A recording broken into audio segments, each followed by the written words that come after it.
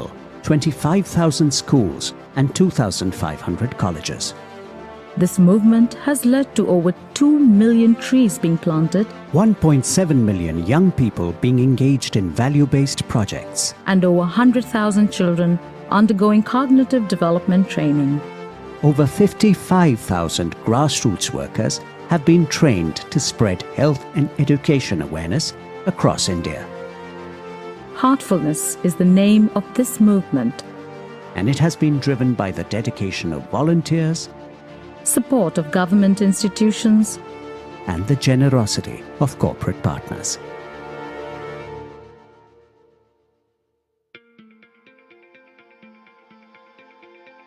Transformation is natural, but it can be aided by a catalyst. Heartfulness endeavors to be the transformational catalyst that the world needs. Through initiatives in the fields of environment, education, wellness, and sports, Heartfulness constantly strives to effect positive change. Kanha Shantivanam, the International Center of Heartfulness near Hyderabad in India, is a prime example of the possibilities when there is a will to bring about change for good. Volunteers from around the world have transformed 1,200 acres of barren land into a lush green ecosystem brimming with biodiversity. In this campus, you will find large-scale tree plantations, gardens, dense mini rainforests, sewage treatment plants, waste management processes, solar power generation, and rainwater being harvested to create large water bodies. The Forests by Heartfulness Initiative, or FBH, endeavors to replicate the success realized at Kanha Shantivanam across the country. FBH has so far undertaken several forestation, lake restoration, and agroforestry projects in association with government organizations as well as corporations. Experts customize plantation and water conservation solutions at each FBH site. Special emphasis is being given to conserving endangered tree species. As Kamlesh D. Patel, the president of Heartfulness, often emphasizes, we must all come together to leave the world a better place than we found it.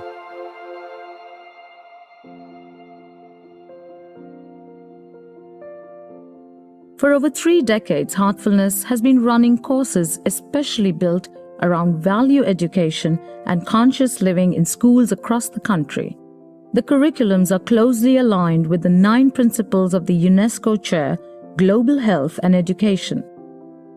The Heartful Campus Initiative works with colleges to develop life skills and a strong sense of universal human values in the youth.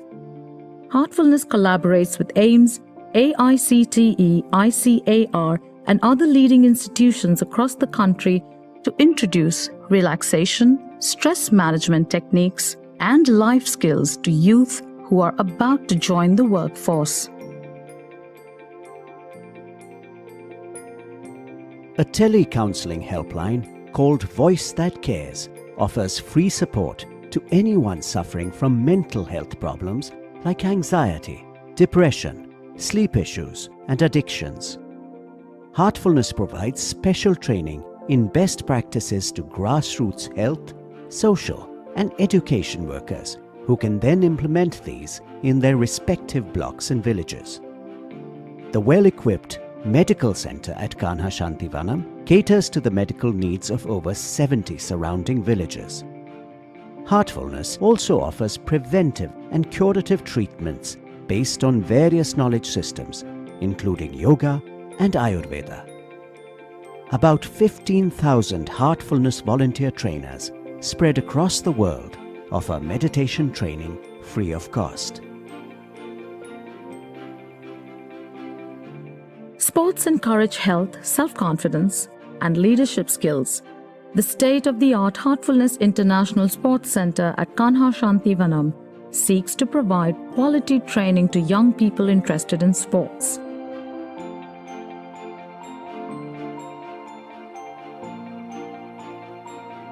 Heartfulness is now embarking upon a project to reforest 2,000 acres of degraded forest land in Shivgarh, Madhya Pradesh. Also underway is the reforestation of the Aravalli Mountains running 750 kilometers across 3 states. A 105-acre city forest is being developed to serve as an oxygen bank for the city of Ratlam. In education, Heartfulness is collaborating with the government of Madhya Pradesh to implement the value-based curriculum in over 500 government schools. In the sports sector, Heartfulness is supporting the Pan-India Talent Hunt, a part of the Khelo India initiative. Heartfulness has a dedicated team of volunteers. However, all this also needs resources. Together, we can help strengthen this movement. Together, we can touch lives and transform the planet. Together, we can be the catalyst for positive change.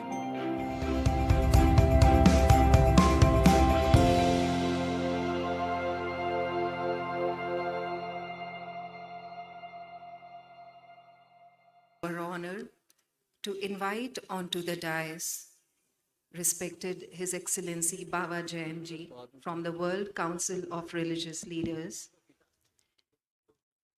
Nilakshi Rajkhowaji from the Baha'i Faith, Peer Zia Inayat Khan from the Inayati Order. We respectfully invite Jyotindra M. Daveji from BAPS. We invite Venerable Geshe Dorje Damdulji from the Tibet House.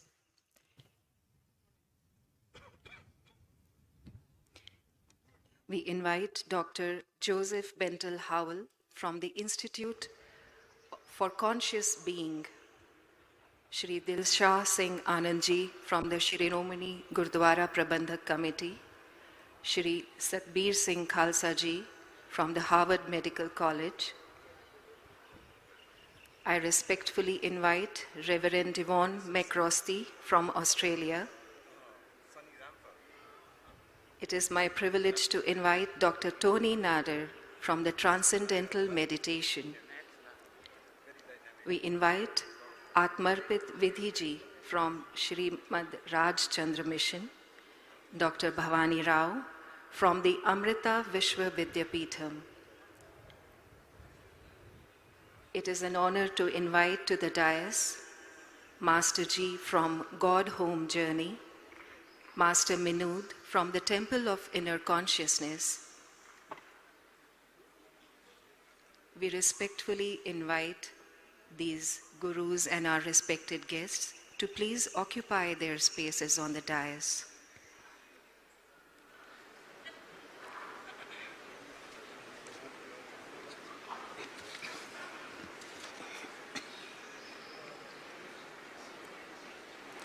It is a poignant moment indeed, as this grand event, the historic landmark event, to a close today.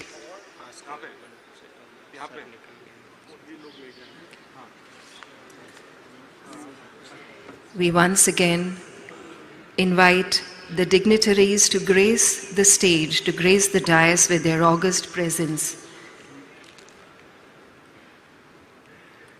We request Dr. Tony Nader from Transcendental Meditation to please come to the dais and occupy his place. We request Dr. Bhavani Rao. He is not yet here. We're looking for Maharaja. He's not yet here. He's coming. Has already left.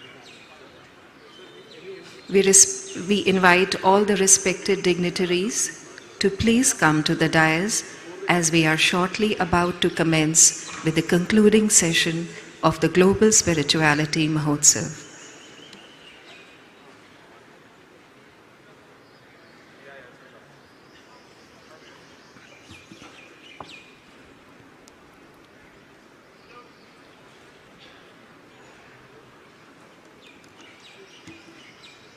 This event has been truly a Mahotsav, a mega celebration of the oneness and unity among all faiths, religions, and spiritual paths.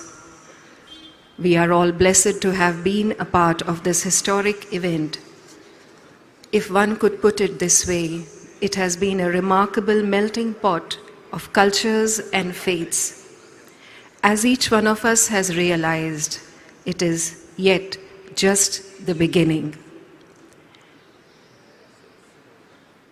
It would be our privilege to invite our respected dignitaries to come to the stage and occupy their places.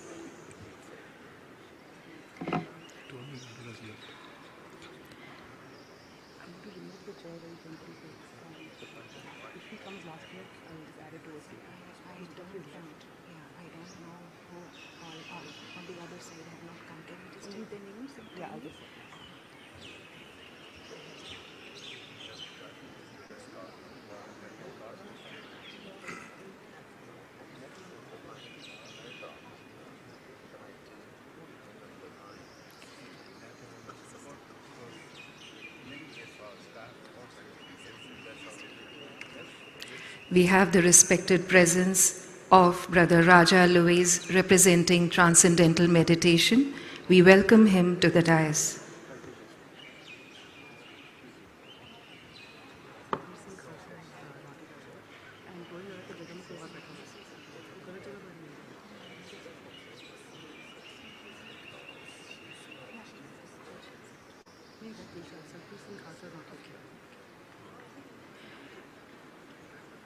We respectfully invite Satbir Singh Khalsa Ji, Dr. Joseph Bentel Howell, and Dr. Bhavani Rao to please come and occupy your place on the dais.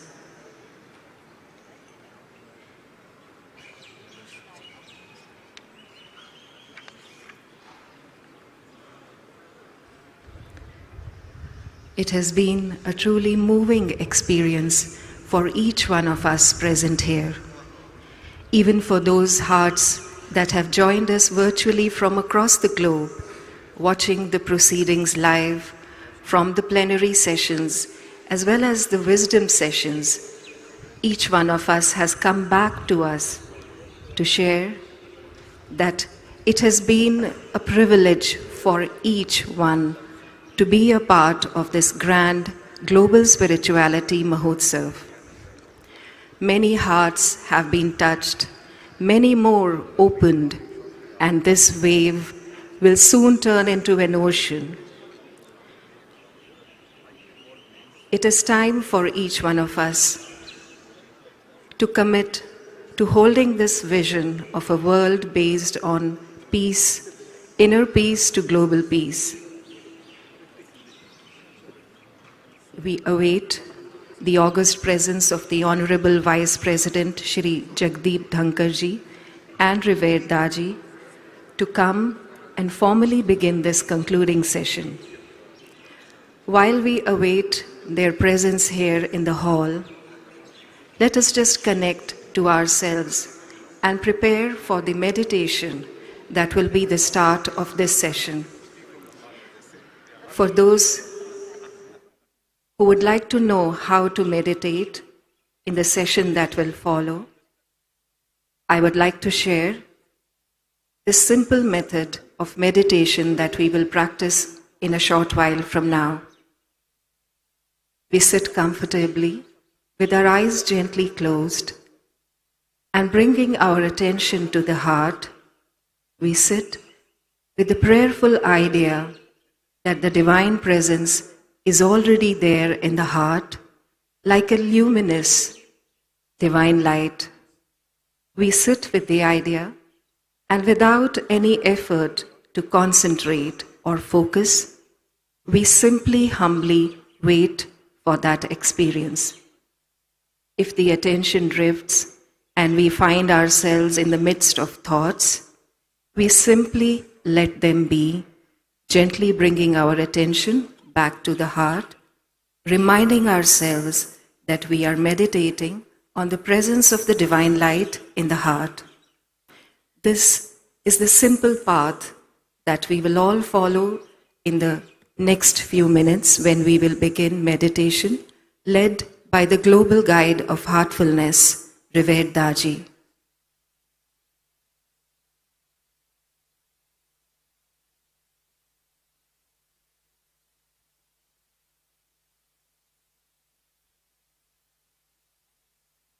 If we take a moment, we could all connect to our hearts. They say that the Lord waits for a heart that is willing and open and longing. We have the august presence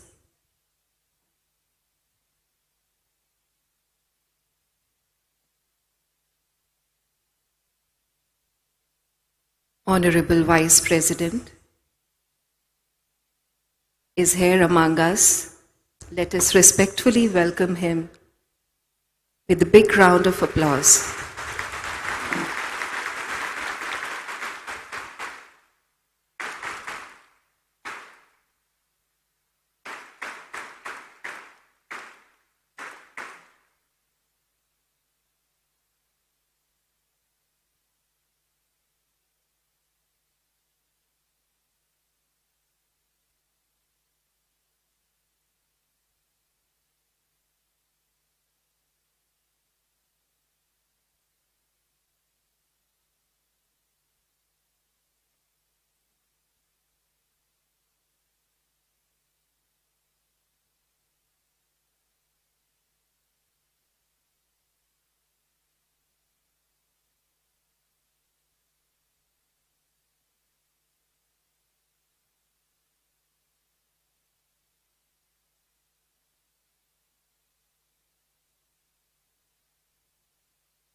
The Global Spirituality Mahotsav has been truly a remarkable melting pot of faiths and paths. As each one of us has realized, this is only the beginning. This beginning is the moment that is the harbinger of a new world based on peace and harmony. For this vision to manifest, it needs the prayers of every individual who truly believes in it. When we will prayerfully hold this intention with purity of heart and clarity of mind and purpose, it will come true. Let us now all together join with a prayerful heart to meditate and pray that this vision of inner peace to global peace may manifest very soon. So let us all now prepare ourselves to meditate with the meditation that will be led by the Global Guide of Heartfulness, Revered Daji.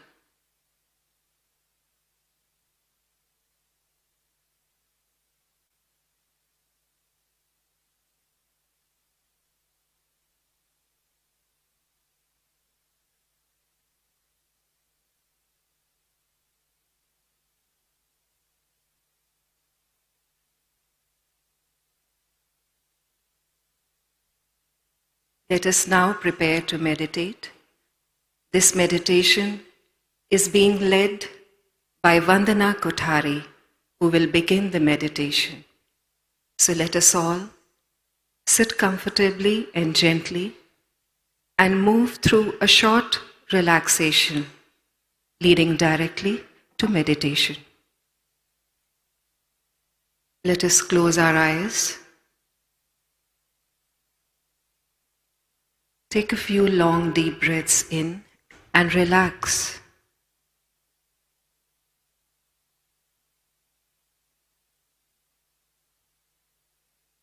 Let us begin with the feet, prayerfully inviting the healing energy from Mother Earth to enter the body,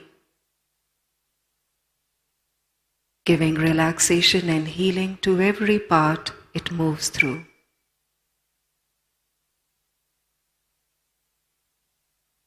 Feel the relaxation in both feet.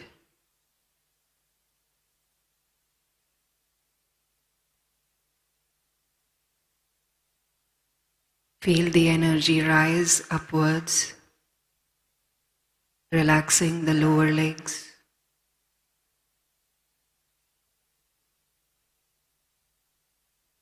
Upper legs.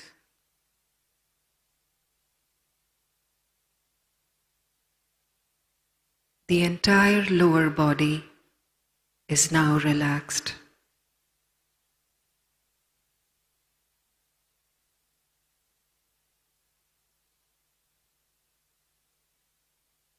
Feel the relaxation in the back, the presence of the energy relaxing the lower back and upper back.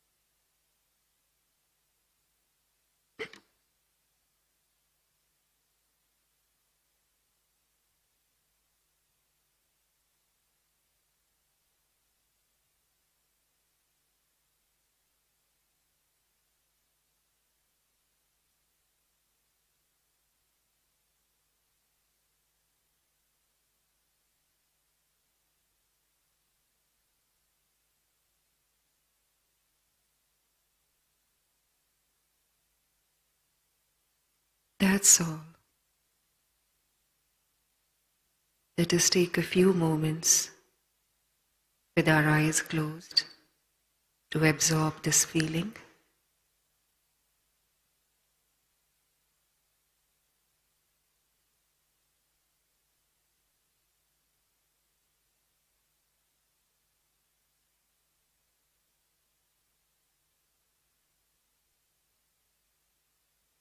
Feel it radiate outwards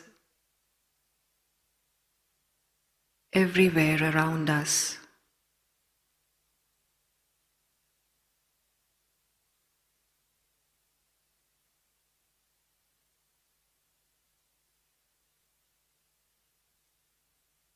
Let us now gently open our eyes.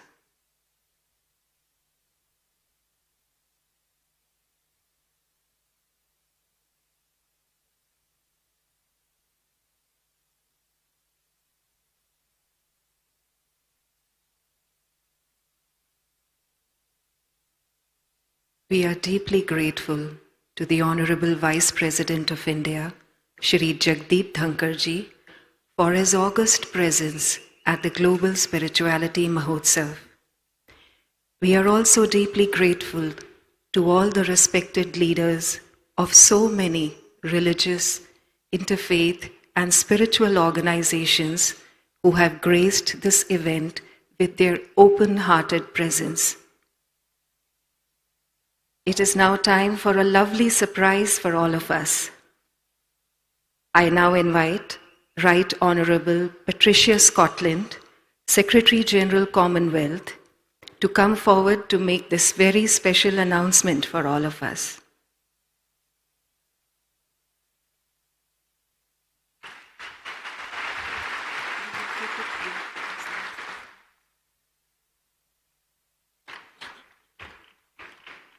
Your Excellency, Vice President Sri Jagdeep, distinguished guests, partners, colleagues, friends, my heartfelt greetings to you all. It is a genuine honor to return to this magnificent place. Vision, ingenuity, and labor has transformed what was once harsh and depleted lands into a lush green campus with rainforests full of thriving endemic and endangered species, medicinal and edible plants, and organic farms. This site has become a testament to harmony with nature. Every step one takes through the Yatra garden and these hallowed halls is an encounter with tranquility and renewal. We stand today in the physical representation of the heartfulness you have been practicing and sharing for so many years. And as we gather here in the month before the 125th birthday of Babakul's, it is a fitting monument to his lasting legacy. But the imprint of his life of humble service, devotion, and love is unmistakable. It echoes in the demeanor of everyone present here, and it is reflected constantly in the vision and leadership offered by our dear friend and brother, Daji, who has once again welcomed us so gracefully to this wonderful place. The Commonwealth is a family, and we are 56 nations and 2.5 billion people, stretched across 5 continents and 6 oceans, and our collective heart beats with the shared values of peace, understanding, and mutual respect. Daji, as the guiding force behind heartfulness, you embody these values. Your wisdom, compassion, and unwavering commitment to the spiritual well-being of humanity shines through you and through this movement. Your leadership has nurtured the growth of heartfulness, and in doing so, you have touched the lives of countless people across the globe, across 160 countries and more than 5 million practitioners, with the dedicated support of 16,000 volunteer trainers operating in over 5,000 centers worldwide. Your impact extends far and wide. Heartfulness has become a global force for inner transformation, creating ripples which transcend continents and cultures, sowing seeds of mindfulness, compassion, and spiritual well-being across the world. Your teachings resonate deeply, offering a pathway to peace and self-discovery. And your approach to meditation and spirituality is both profound and accessible, guiding seekers on a journey towards a harmonious existence. This vision has cultivated a heartfulness community centered around love, unity, and mindfulness, offering solace and spiritual nourishment to seekers from diverse backgrounds in an increasingly chaotic world. Your unwavering commitment to service, coupled with your profound understanding of the human heart, creates a legacy of grace, humility, inspiration, and boundless compassion. In our lives, we all try to create and send out our own positive ripples of change. The ripples you have created are vast and lasting. They can build a current which can sweep down even the mightiest walls of resistance and provide us all with constant inspiration.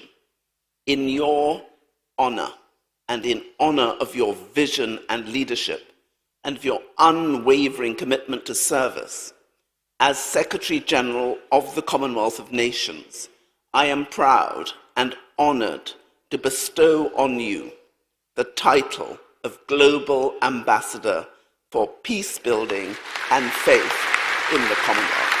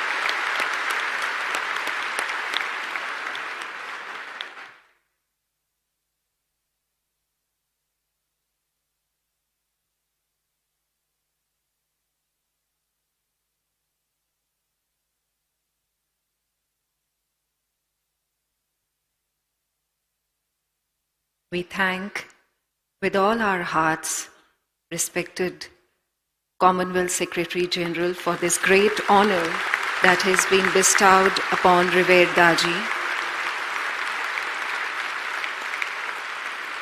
I now invite Honorable Vice President of India, Shri Jagdeep Dhankar ji, to say a few words on this august occasion.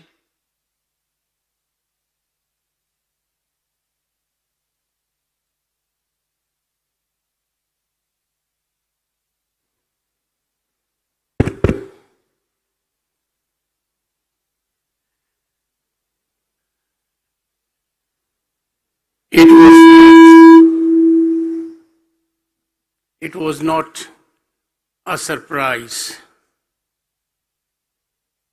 Well earned,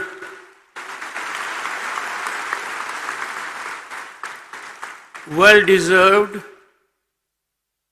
recognition from the right quarter. Congratulations to Daji.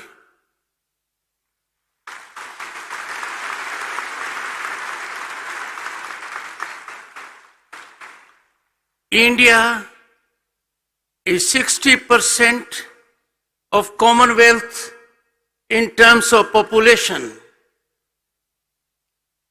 In terms of knowledge and wisdom, I leave it to your discretion.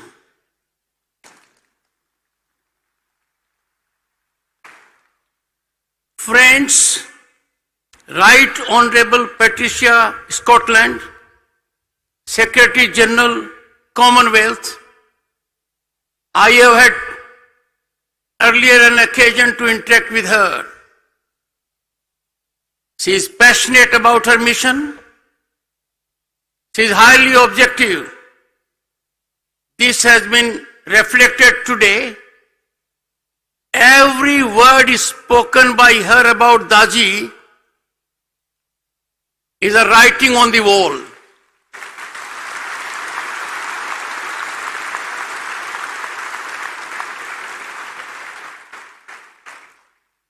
There was a time when iconic status was granted on parameters that are baffling, beyond any rational,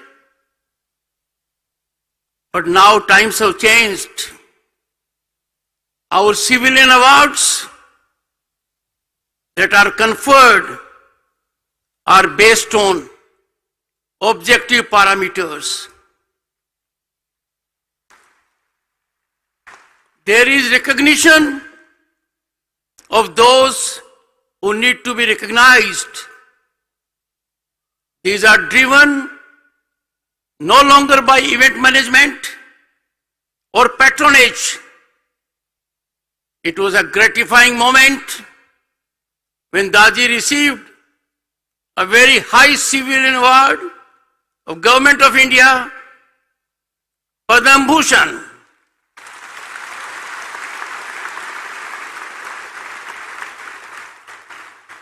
But the greatest award, and that is conferred by the people, Daji. Who made Mahatma Gandhi Mahatma? Who made Netaji Subhash Chandra Neta? People of this country.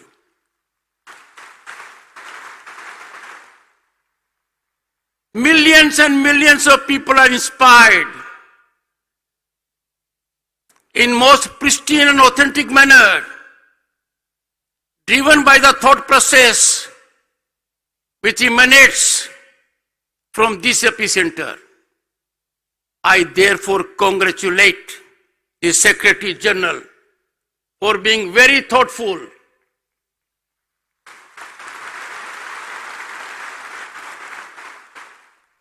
Madam Secretary General, this is a step in the right direction.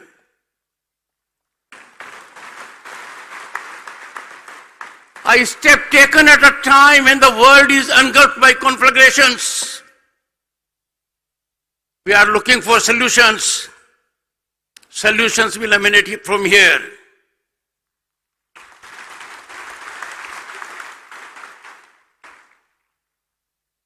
Friends, this is a pleasant surprise to me, more than the surprise I had when I was nominated Vice President candidate. Thank you so much.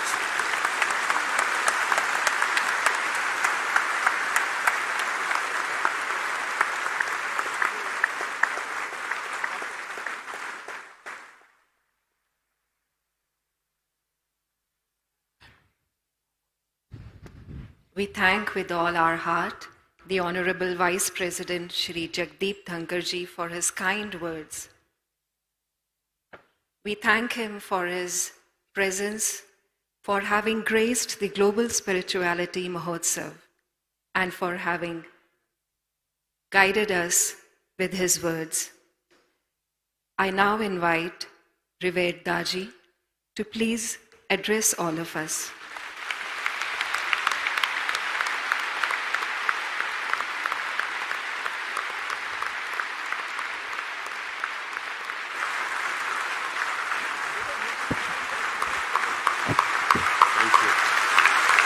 Thank you. Thank you.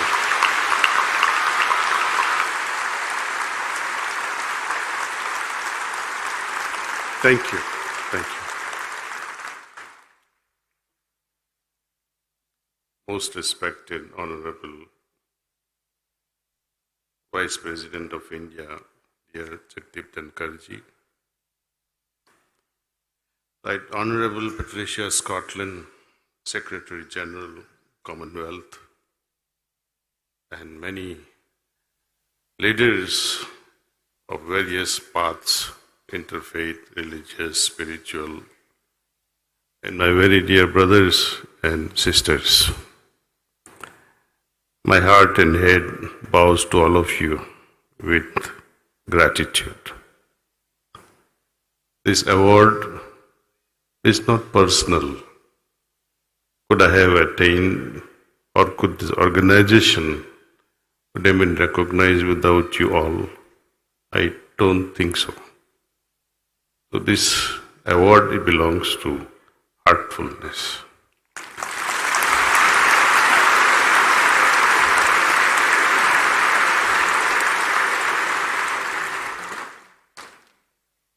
And to the guiding force behind all this, the hierarchy of masters.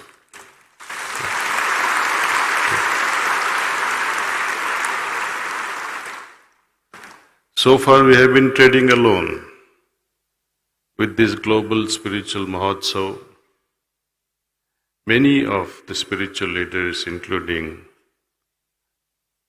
Maharishis, Transcendental Meditation, TM, headed by Maharaja and multiple Rajas in this organization, Brahmakumaris, to name the few. There's a whole list of almost 300 spiritual organizations. Imagine if one organization can do, and all coming together, each organization having ocean of abhyasis coming together, what we can all achieve together. It will be a wonderful moment to witness each one in harmony, interacting with love, respect, trust, honor. The world will change. Gods and angels from above will love to descend on this planet and say, look at this humanity, they have created heaven. Is it too much? I don't think so. It's very easy, provided we want to have it. Just little interest. Very simple little interest is required. Close your eyes only for 5 minutes in the morning, 5 minutes in the evening, center yourself, invoke God's grace, and see what all He can do through us. We pray with all hearts, may this land, may this Mother Earth really become a heaven. Thank you, thank you, thank you, thank you.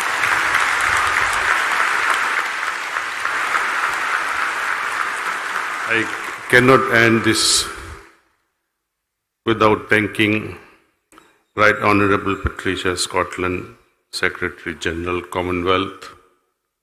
Thank you, and whatsoever you like to do in your territories, do us summon. We are ready, isn't it? Thank you. Thank you.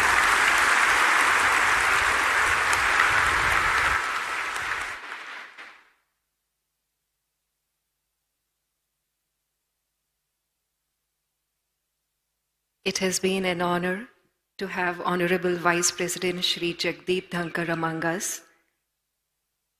Let us thank him with all our hearts for having been here with us.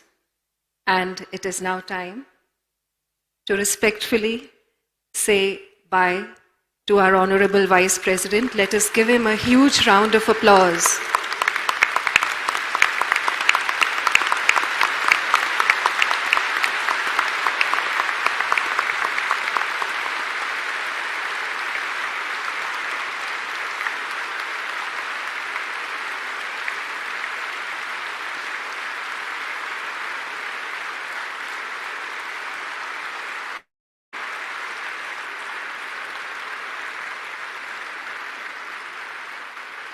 We now continue with the morning session.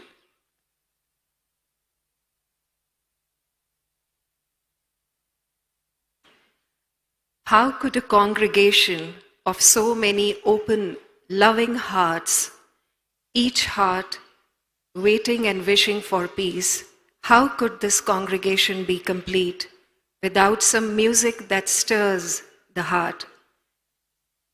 It is now time for a heartfelt musical rendition by Brother Charanji. I now invite him to come forward with his daughter and grace all of us with some soulful music.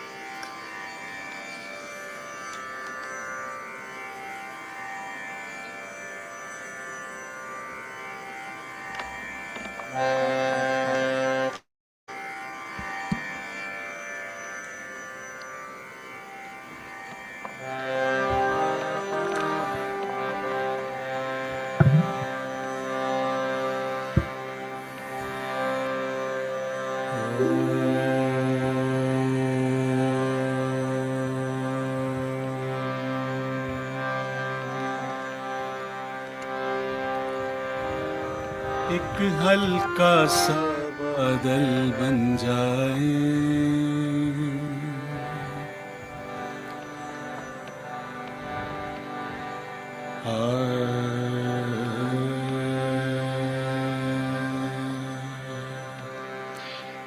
Global spirituality महोत्सव में शामिल सभी बहनों और भाइयों का मैं हार्दिक तौर पे धन्यवाद करता हूँ। सभी गुरुजनों का, संत जनों का, सभी संस्थाओं का हार्टफुलनेस की तरफ से धन्यवाद करता हूँ। जिन्हें हम देख सकते हैं उनका भी धन्यवाद, जिन्हें हम नहीं देख सकते हार्दिक तौर पे उनका भी धन्यवाद। और ये special bhajan whispers from the brighter world के मैसेज से इंस्पायर होके जो मालिक की कृपा से मेरे हृदय में आया, मदर हेलन पेरेट बाबूजी महाराज से बात करते कहती हैं कि मुझे ऐसा फील होता है कि मैं हल्के से बादल की तरह हो गई हूँ और मैं उड़ती जा रही हूँ।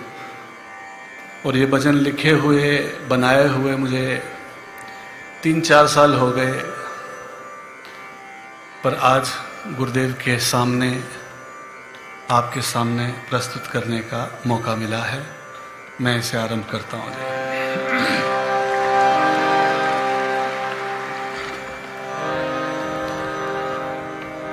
एक हल्का सा बादल बन जाए,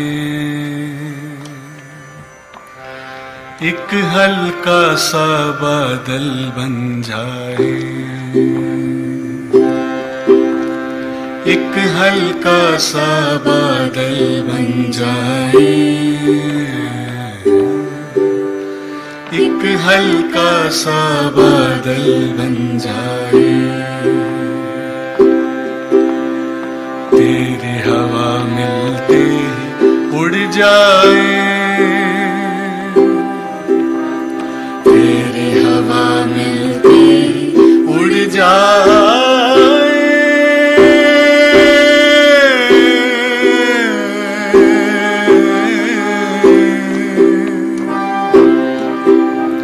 कैसे भी हो रास्ते पर रुकना नहीं है, कैसे भी हो रास्ते पर रुकना नहीं है, मुश्किलें तो आती हैं पर झुकना नहीं है, एक ना एक दिन तो मंजिल पाए, बस हल्के हल्के होते जाए, एक ना एक दिन तो मंजिल पाए, बस हल्के हल्के होते जाए, आसमानों में संग तेरे ही यूं ही लहराए, आसमानों में संग तेरे ही यूं ही लहराए, तू जो कहे तो खुद ही बरस कर खुद को मिटा दे, बस एक सपना हम तुझसे हो जाए, हम तुझ में बस तुझ में लय हो जाए, बस एक सपना हम तुझसे हो जाए, हम तुझ में बस तुझ में लय हो जाए, लय हो जाए, लय हो जाए, लय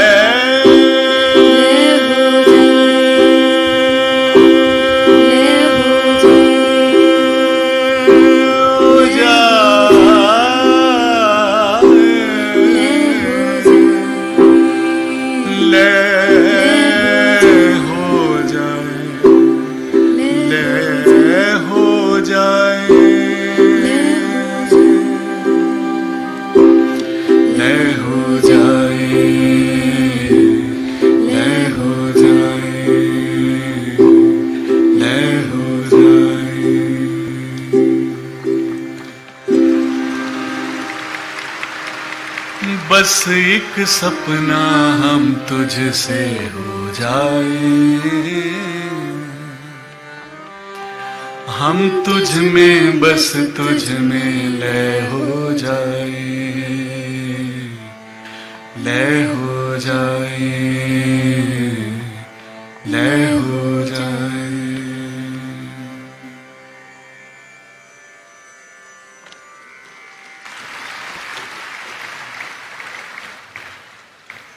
आओ हम सब उस परमात्मा की तरह प्रेम हो जाएं, हम सब एक हो जाएं और उस एक में समा जाएं। मैं अगला भजन आपके सम्मुख रखता हूं।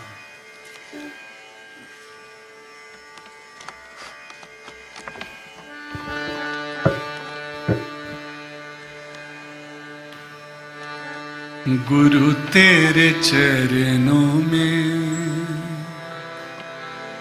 स्वर्ग पा लिया है। वो अपने सीने में हर एक का दर्द रखते हैं।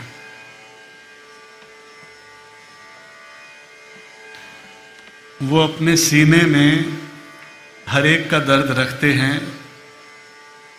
बेखबर बन के मेरे साहब, बेखबर बन के मेरे साहब सबकी खबर रखते हैं।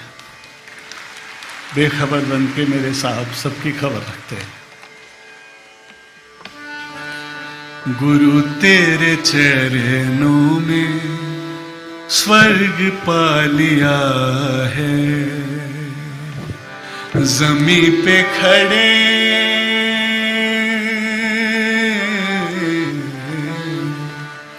जमी पे खड़े आसमां पा लिया है।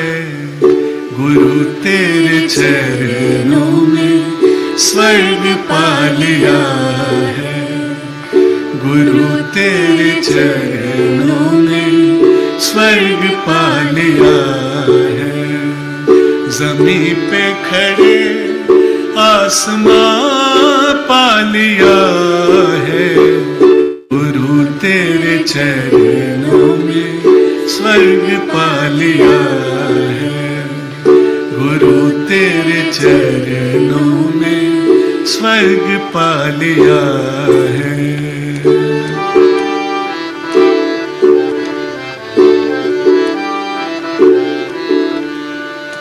हमें जो न सूझे सुझाया वो तुमने। हमें जो न सूझे सुझाया वो तुमने।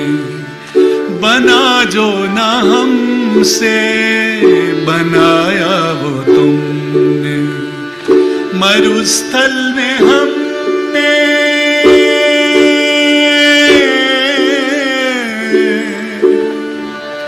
मरुस्थल में हमने चमन पा लिया है।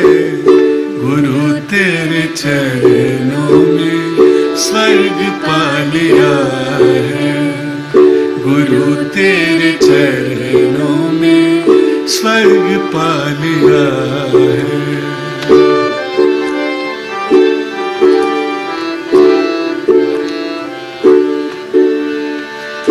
अंधेरा मिटा कर प्रकाशित किया मन। अंधेरा मिटा कर प्रकाशित किया मन।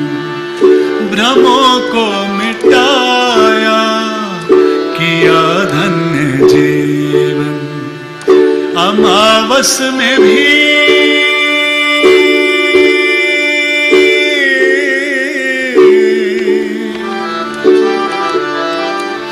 अमावस में भी चंद्रमा पा लिया है। गुरु तेरे चरणों में स्वर्ग पा लिया है। गुरु तेरे चरणों में स्वर्ग पा लिया है। हमें अपने जैसा प्रेमी बनाकर। हमें अपने जैसा प्रेमी बनाकर। हृदय में ही रखना अपने छिपाकर। तुम्हें जो है पाया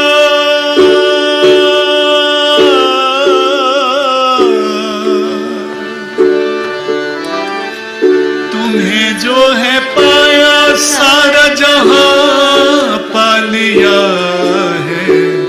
गुरु तेरे चरणों में स्वर्ग पा लिया है। गुरु तेरे चरणों में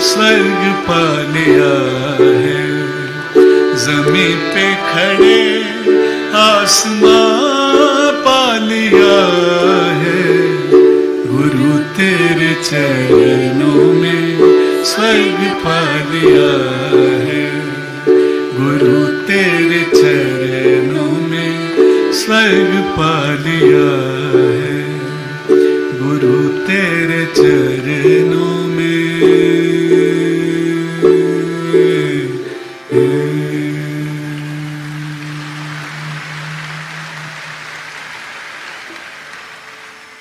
थैंक यू मास्टर। ओम तत्सत।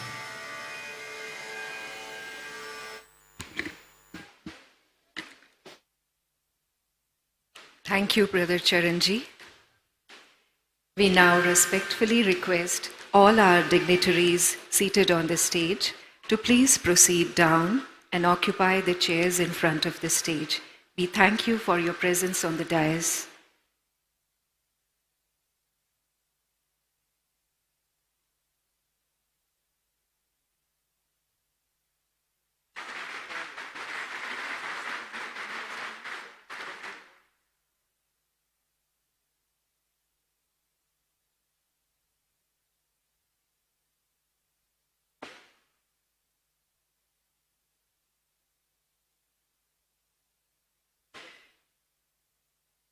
We will now be moving towards the plenary session for today. We request all our brothers and sisters to continue to be with us. There is inspiring wisdom to be gained from all respected leaders of different organizations.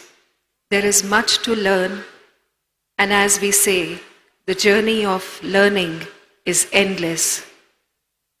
So we request everyone to continue with their presence here with us.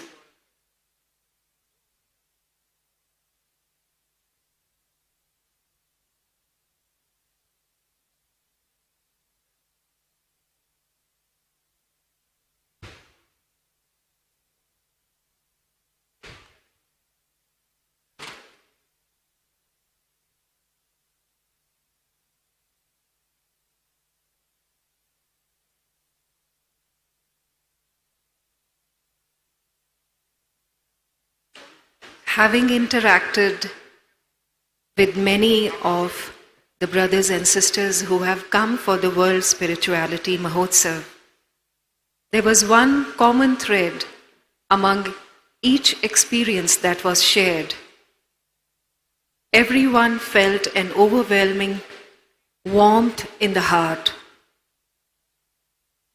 It goes to say that when hearts are open and each individual has the common purpose of peace, from inner peace to global peace, this was bound to happen. Even as we sit here, we feel this incredible sense of peace wash over us.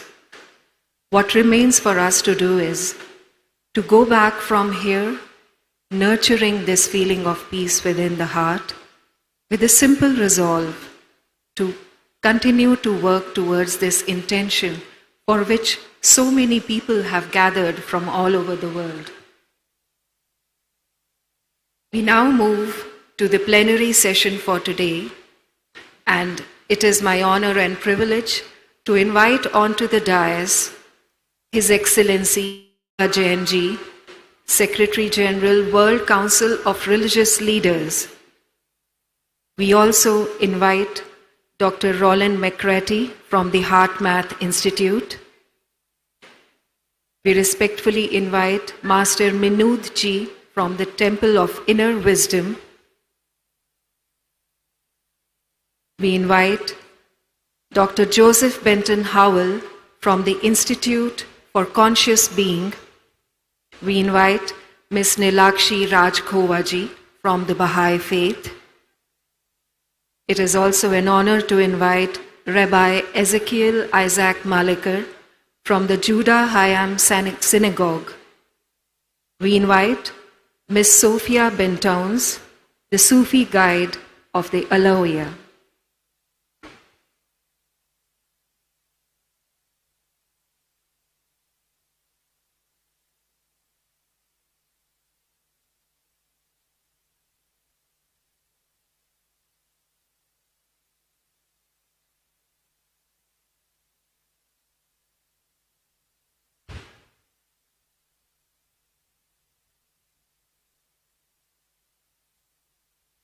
As it has been said in the Vedas,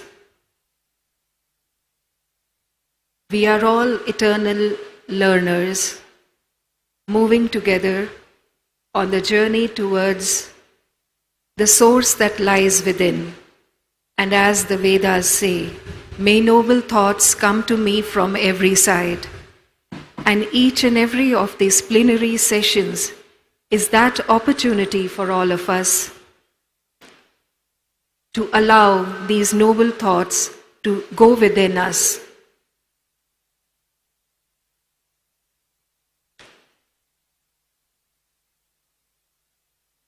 As we await the presence of the speakers for today's plenary session, let us all take a moment to also make our notes that will help us carry this wisdom forward to the centers, to the places from which all of us have gathered here at the Global Spirituality Mahotsav.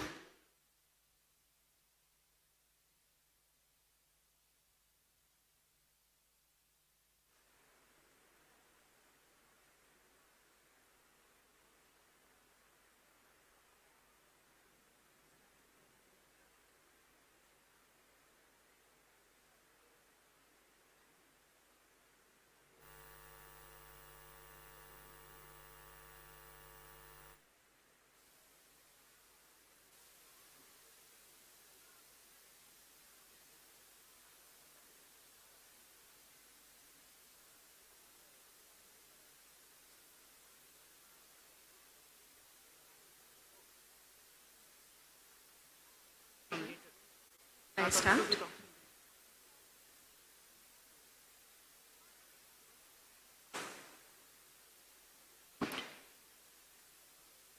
Let us now begin with the plenary session for today.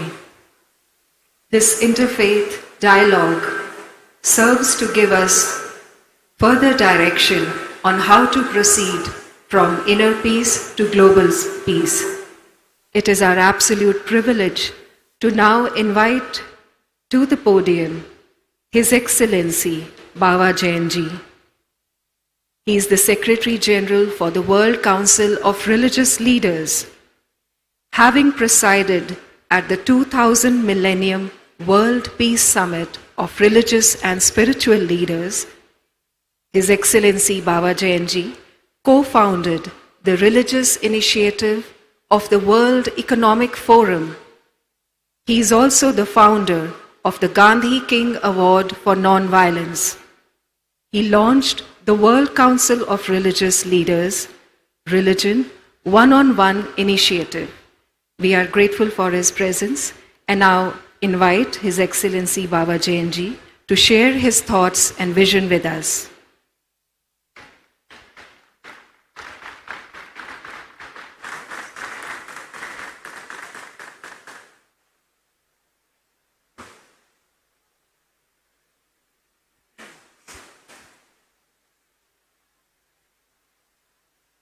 Good morning. I guess nobody feels this is a good morning. I don't get any response. Good morning. Now I see everybody is here. I didn't expect to speak now, even though I was invited as a keynote speaker, but I think I was communicating to you more in silence than by words, because I think silence is the language of the heart.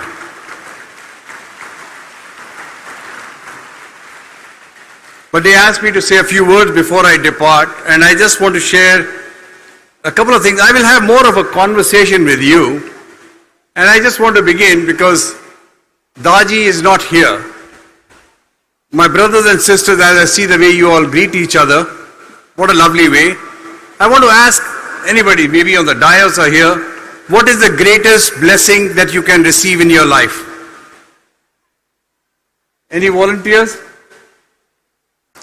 Anybody want to venture what's the greatest blessing you can receive in your life?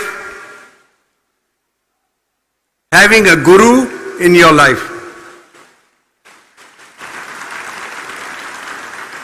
Now, why is that important? Oftentimes in life we will come to crossroads. The more crossroads you come to, the more you will build your character to see which path to take. And don't be afraid to fail, because it is through failures that our core character is built. But when you have a guru in your life, that guru will point you in the direction which will be for your betterment. So you are blessed to have a guru like Daji in your life. I did not know Daji before. I came and I met him only on the 14th when I arrived, and I was asked to come and have lunch with him. I was very honored with a few other friends. And Daji spent 2-3 hours with us. I didn't feel like that I was meeting him for the first time. And we spent some time. And the last 2 days, if you heard Daji make a mention of me and a quote, the full quote of Kofi Annan really at the United Nations at the Millennium Summit, which I was honored to serve as Secretary General for, was the problem oftentimes is not the faith, but the faithful.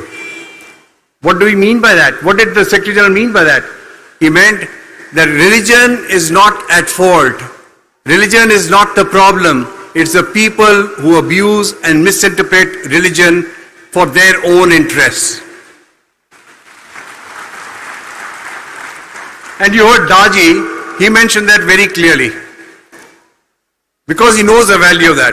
For me, having a guru in my life gave me a purpose of life.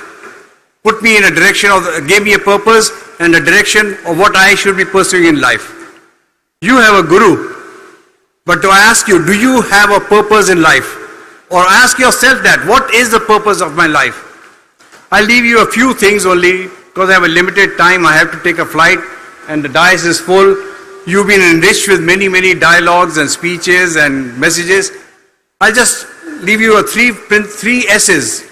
One of them was given to me by Chinnajiri Swami yesterday, who I was honored to meet for a few hours. I always ask, what is the purpose of your life? So he turned the question to me, what is the purpose of your life? I said, the purpose of my life is service. I want to serve, serve and serve. And that service, I'll tell you one distinction my guru taught me. My guru always says, be of use. Remember, oftentimes people will tell you that they are just using me.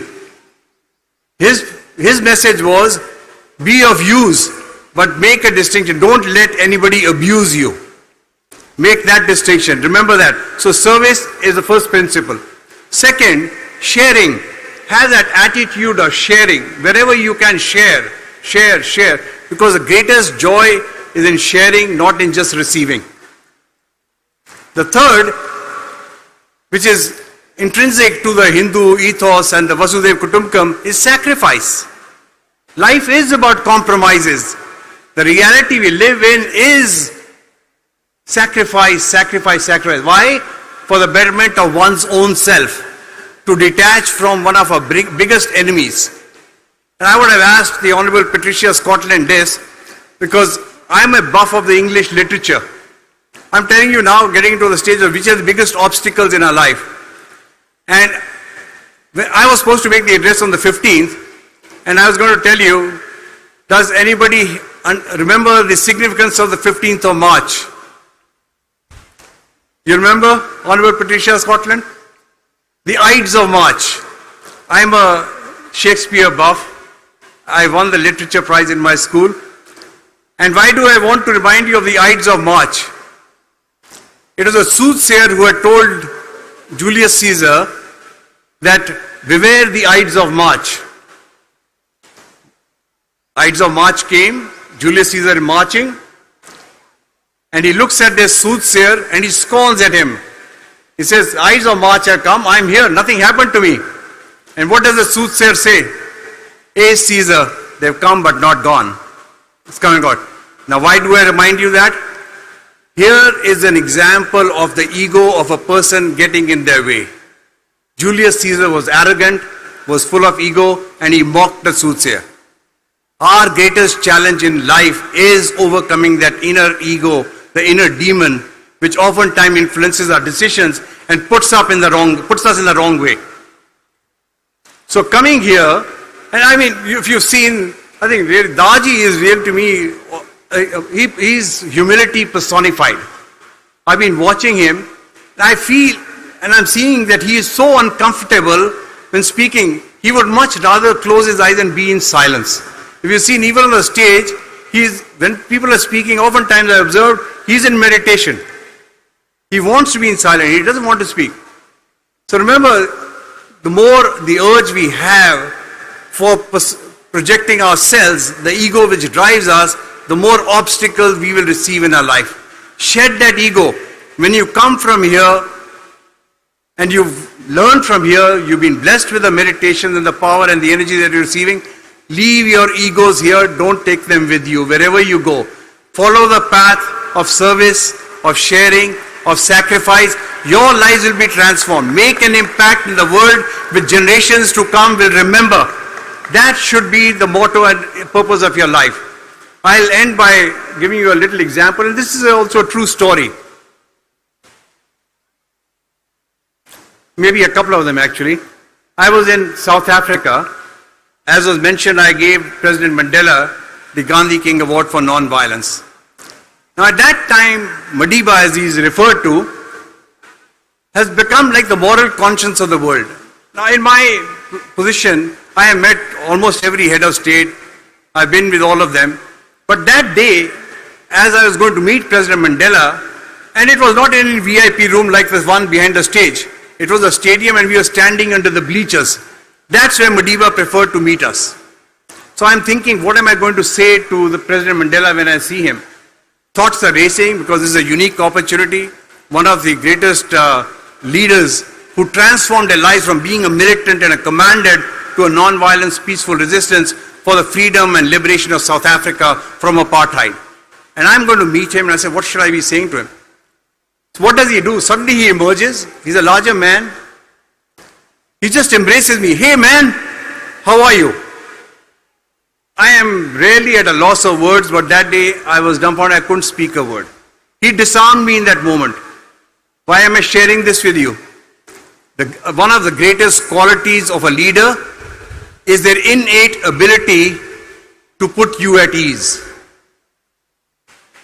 Have you seen somebody else do that in your lives? Look at Daji, right? He puts you at ease. I met him for the first time. He made me feel as if I'd known him for the rest of my life. All the way. So this is a unique ability. And remember, a great leader, what does he do? I was going to give you an answer, but let me ask you, great leader, what does he do? Anybody? What do you think a great leader does? Love. He says love. A great leader does not build followers. A great leader builds leaders. Each one of you is a leader because Daji has sown the seeds of leadership in each of your hearts. Take that away. Take that message. Let that be your guiding North Pole star. Follow that. Be of service. Continue to serve, serve and serve. And you will be so enriched because of the purpose in your life that any sickness, any obstacle, they will just vanish. They will fall away. And when you leave the world, you will be remembered for this. And this can be best understood by the life of Alfred Nobel. I'm sure you all have heard about Nobel and the Nobel Prizes. One day, Alfred Nobel wakes up and by mistake they had published his obituary. This was long before the Nobel Prizes was founded. And in the obituary, when he read that he was known for all the weapons he had created, dynamite and everything, he was aghast. He's saying, oh my God, this is what I'm going to be remembered for? That's not what I want my life to be. He said, I want to change that destiny. Then he launched the Nobel Prizes. Today, how do we remember Alfred Nobel? Because of the Nobel Prizes, the epitome of what we want to accomplish in our lives. So I share that with you. As if this was the last day of your life and you were going to go tomorrow, how would you want to be remembered? If you're happy, wonderful. If you're not, change those things and focus on what you will be leaving behind, because everything that you have gathered materially will be left here. What will remain is what good you have done, what you have served, what you have shared, what you have sacrificed. So be that good ambassador of the Heartfulness Institute as you go about doing your work in the world, and be somebody who people remember, yes, he came, or yes, she came, and they did something which we will remember forever. God bless you. Bharat माता की जय, जय Hind.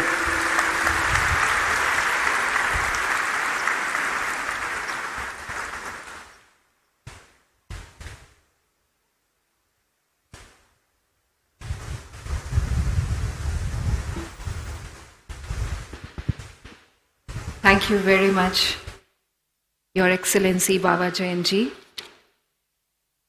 The 3 S's have been given to us by him: service, sharing, and sacrifice. Let us keep these key words with us as we go back from this event.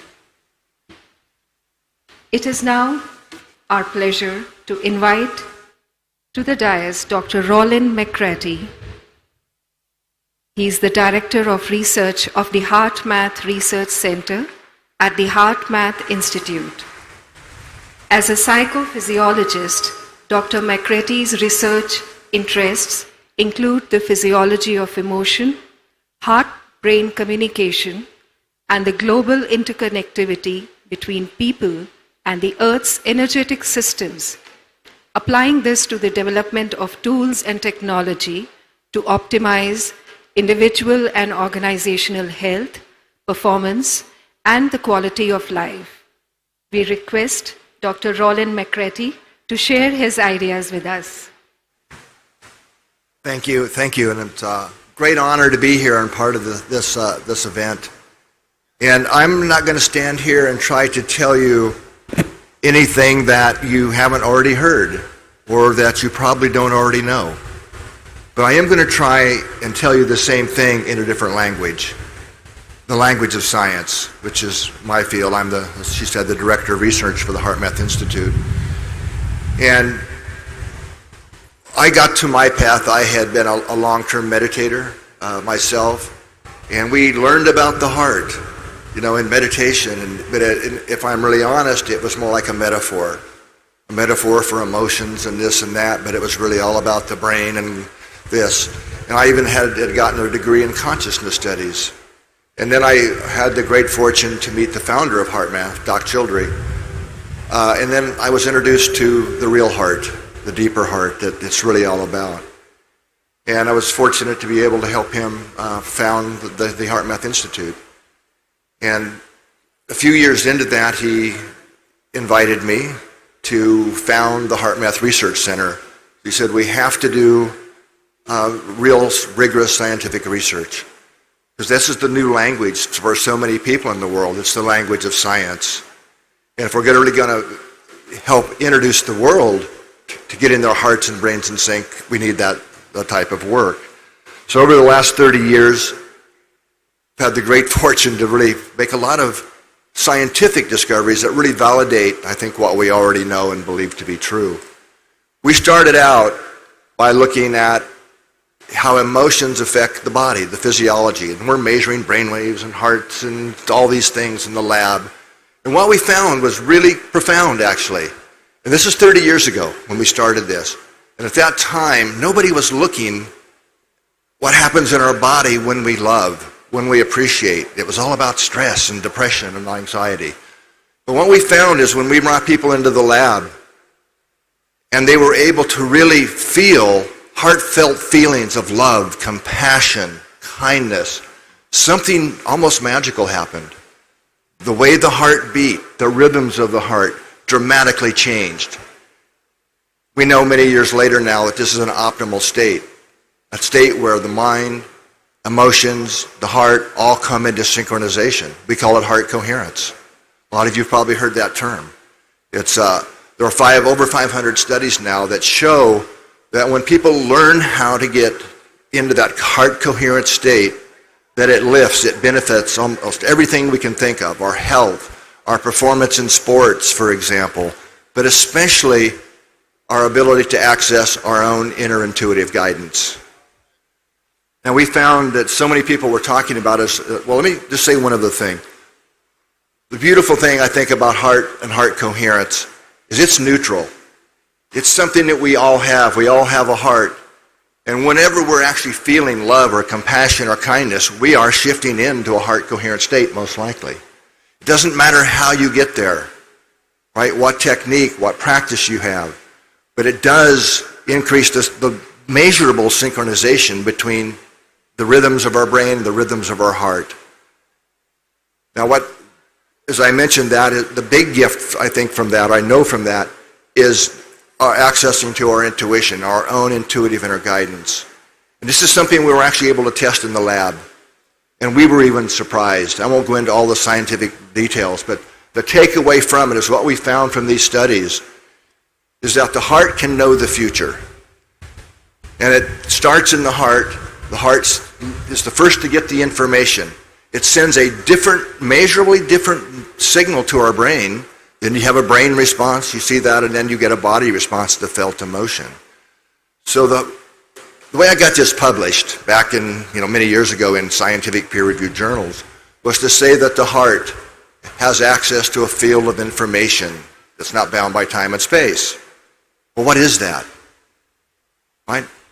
I would suggest that we have two hearts, what this research shows, the physical and what I call the energetic heart, which has been called the spiritual heart in so many religious traditions and philosophies. This just suggests, no, that's real. Right? And the energetic heart is that bridge. It's what connects the larger part of ourself, our soul, our spirit. It translates that down into the physical world of earth in our bodies. It's how we really connect with our larger self, our higher self, is through the energetic heart. That's the real us. And as we learn to become more heart coherent, it opens that pathway. So in other words, becoming more heart coherent really can facilitate anything we do in any practice we want to take. Okay? The next adventure, I'll say, in our research was really starting to understand scientifically how the heart connects us. It connects us with others. Our heart doesn't just stop at the skin. We are literally broadcasting, radiating fields, magnetic fields produced by the heart. And we were able to show and find that that's carrying information about how we feel. And when we're in that coherent state, which again we get into naturally when we're loving, appreciative, that it connects us with others in a measurable way. Hearts can literally synchronize together when we come together in the heart. And that opens a new type of communication where we can really hear each other deeply. Even if we don't agree, we can still have that heart level connection. So it's really the key to how we build social coherence, how we learn to get along with each other in a new way, even though our minds might not disagree. Then the next kind of major step along that research path was understanding how our hearts not only connect us with our own larger self, but with others, but the earth itself. As it turns out, when we measure the heart coherent rhythms, it's a rhythm of about 10 seconds. We have new technologies that can measure this. It makes it very easy to practice, to know if we're in coherence, and to make that shift. But we started asking questions like, well, how do mothers know their children are in harm's way when they're on the other side of the planet? What's connecting this? There has to be something that's making that connection. One of the things that we found that can help answer that question is we all live within the magnetic fields of Earth, right? The North Pole, South Pole, right? The fields that we live in. Well, the amazing thing that we discovered by having these sites around the world that measure the energetic or the magnetic environment of Earth is that the fields vibrate. These magnetic field lines are plucked like guitar strings. And they vibrate at the same frequency of the coherent human heart rhythm. Okay, so when we're in that heart coherent state, through resonance principles, it connects us with the fields of Earth that we're all connected to. And what we're finding is the fields of the Earth that we all live in is what interconnect us not only with each other, but with nature, with trees, with animals, so that we're able to the heart really is what's connecting us across dimensions, with our larger self, with others, and with the Earth itself. So once we really understood that, then we said, well, how do we teach this to others? How do we make getting coherence easy? So we've developed a number of technologies that help us do that, that allow you very inexpensive technologies that allow you to see in real time your heart rhythm and how coherent it is. And these are, I'm thrilled to say, being introduced into many schools, these technologies, at least in the US and other countries, that are really allowing kids to learn this at a very early age. And I personally don't think there's any greater gift we could give our children than learning how to get our hearts and brains in sync early on, and we have that skill for life. Now, when we look at the global field that I'm talking about, we have new technologies where we can measure that. Again, I don't have time to go into it. But here's the takeaway. What we find is when we come together at events like this, or events, and we get into that coherent state, in other words, when we add love and compassion, and we intentionally radiate that into the field environment, the earth, the field environment, it's measurable. And love is by far the most powerful energy or frequency of bringing a type of coherence into the planetary field. We can measure this now. And I'm honored to say that the Heartfulness Institute is one of our partners in this project, and we have a lot of these devices right here, right now, measuring what we're doing to affect the field. So I hope this has been useful to share some science with you. But what does this all point to? My parting comments and invitation would be, it's time for love to go viral. Right? It's what's going to shift the frequency of the planet. It's what's going to lift our baseline of humanity into our next level of consciousness, where the heart and brain are truly in sync and a joint partnership. Thank you very much for the kind invitation to be here. Thank you, all of you, for your kind support. Take care. Thank you very much, Dr. Rollin.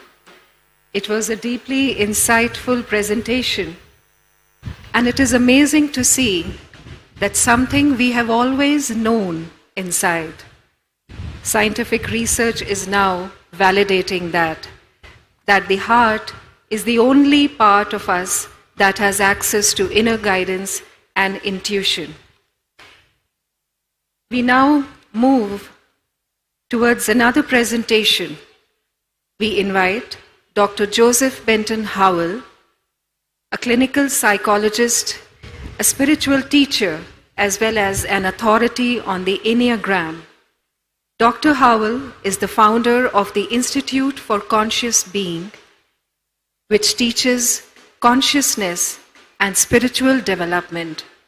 He is the author of Becoming Conscious, the Enneagram's Forgotten Passageway. A new book to be released this year is also coming up, titled Know Your Soul. An absolute privilege to now be listening to Dr. Joseph Benton Howell.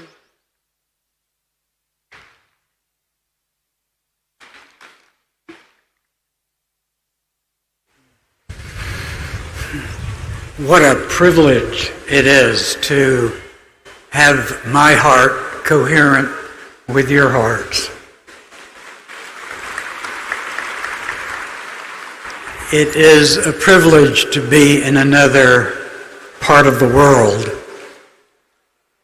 It is a privilege to be in a society where I am greeted by namaste all the time.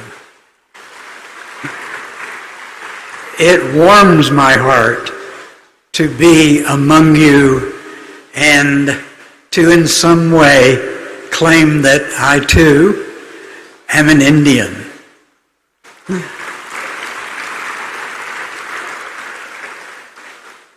For a moment, if you will do this for me, if you will just gently close your eyes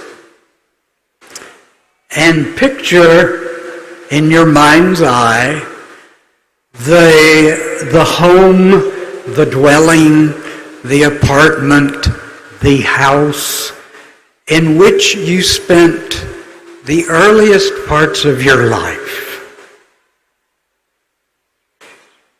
Now look at that dwelling. You were 1 year old, 2 years old, 3 years old, maybe 4. And as you look at it, Look at the windows and the doors. Look at the color of it.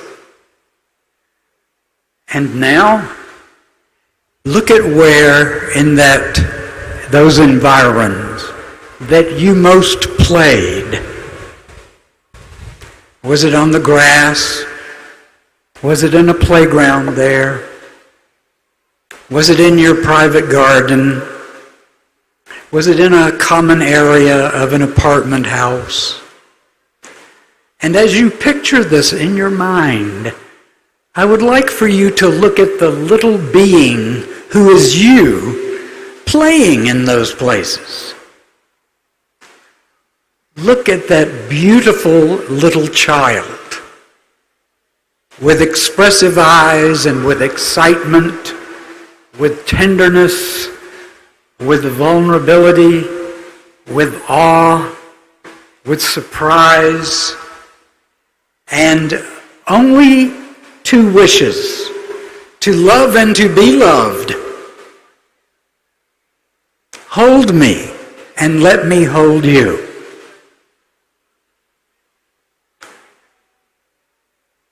This little child with those beautiful eyes is sitting in that playground or that yard or that garden, and it is full of hopes for what life is to be. And it radiates that hope. Sadly, that little child our soul child, has to go under a crust because the demands and harshness and woundings of this world will not allow that precious innocence to survive in all of its purity. And so, by age 5 or 6, sometimes 7, we have put on a layer of protection, and it has been called our ego. And we must have an ego. It gives us an image. It gives us a way to move through the world. It gives us protection from the wounds that our little vulnerable self could not bear. And as this child grows, the ego grows with it, with you and me. We became a defensive personality that we said to the world, you can't hurt me because I'm powerful, or because I am okay, or because I am right, or I'm giving. We decided what our strategy for our ego was going to be. And then by midlife, and for some of us much sooner, there's a shock point. And that shock point takes us into a land of pain and suffering. Because we realize that that ego never did have a way to successfully block us from pain, suffering, shame, anger, alienation. When we were teenagers, we were searching for an identity. And instead of going back to our soul child, we found our identities in groups. And now, so many are finding their identities in social media. What a false self that we are presenting for our children to embrace. So, what is it that we can be if we cannot be our ego? We can be our ego and continue to suffer. But who is it that we could be that brings hope again, that brings love again, that brings light again? And the answer is, it is our soul. And the soul now has a purpose and a meaning and a way, with the ego's help, to have it protected. Because the ego now can serve the purposes of the soul. So I'd like to tell you, how do we find the qualities of our soul again? Well, in my tradition, the great teacher Jesus Christ said, "You cannot enter the kingdom of heaven unless you become as a little child." And in my opinion, we have got to return to our own first identity, which is our true nature. And that's found in the little being you saw in that yard or playground just a few minutes ago. So right now, close your eyes again, and I'd like for you to picture that child one more time. Look into her or his eyes. See that purity, that beauty, that willingness to love and be loved. Now, feel the heart of that child. And now, if you will, go to that child and sit by them and put your arms around that little being and put your hearts together and let them beat in coherence. Join with your soul so that your life can face any shock point and do it with dignity and compassion and holy strength and holy faith. Thank you.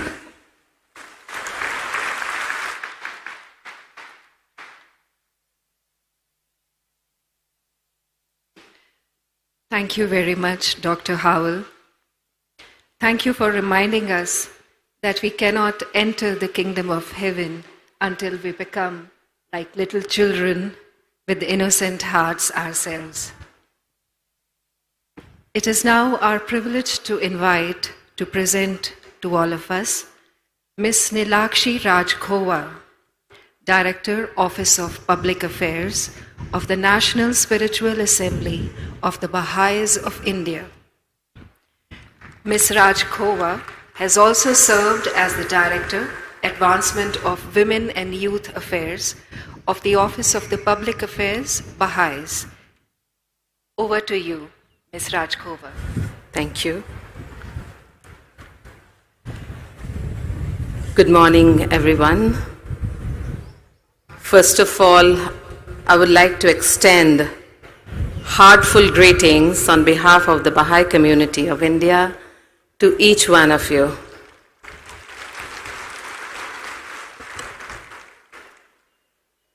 I'm very delighted and honored to be part of this global spirituality Mahotsav hosted by Heartfulness and the Ministry of Culture. Thank you for bringing us all together under one roof.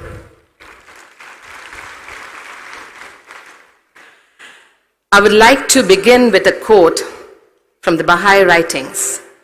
It says, "O Son of Spirit, my first counsel is this: possess a pure, kindly, and radiant heart. The thine may be a sovereignty ancient, imperishable, and everlasting." I think it's all starting with our heart, and what Heartfulness is trying to do is unlock the hearts of everyone so that we can embrace love, unity, compassion, and break our barriers of caste, religion, gender. I'm so happy to be part of this conference, just wanted to share a few thoughts from the Baha'i community.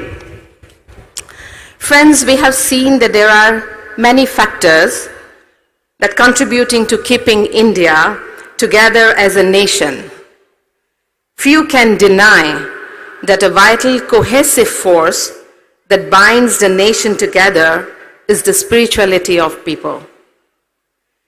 This spirituality finds expression in a culture that values human beings as the creation of the divine and is open and accepting of people of all backgrounds, that views in all living beings the reflections of the sacred and therefore enjoins respect, gentleness, and non-violence in all relationships as the ideal way of life. It is this spirit of an all-embracing oneness that is conveyed in the ancient ethos of Vasudeva Kutumbakam. The world is one family. This ethos implicitly envisages that the unity of the nations will be a stage in the process of the progressive manifestation of the spirit of oneness in the social and political realm. It reaches its fruition when the principle of the oneness of humankind is firmly established in the consciousness of people, and when India and its sister nations across the world unite as one family.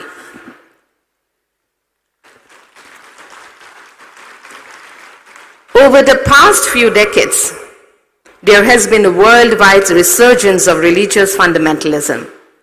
Voices that represent religious extremism and intolerance have increasingly entered the political and social mainstream, and in many countries, they now dominate public discourse. This has created an atmosphere of confusion around the concept of religion, where its unifying and constructive role has been steadily obscured by the tendency to view it solely through an identity lens.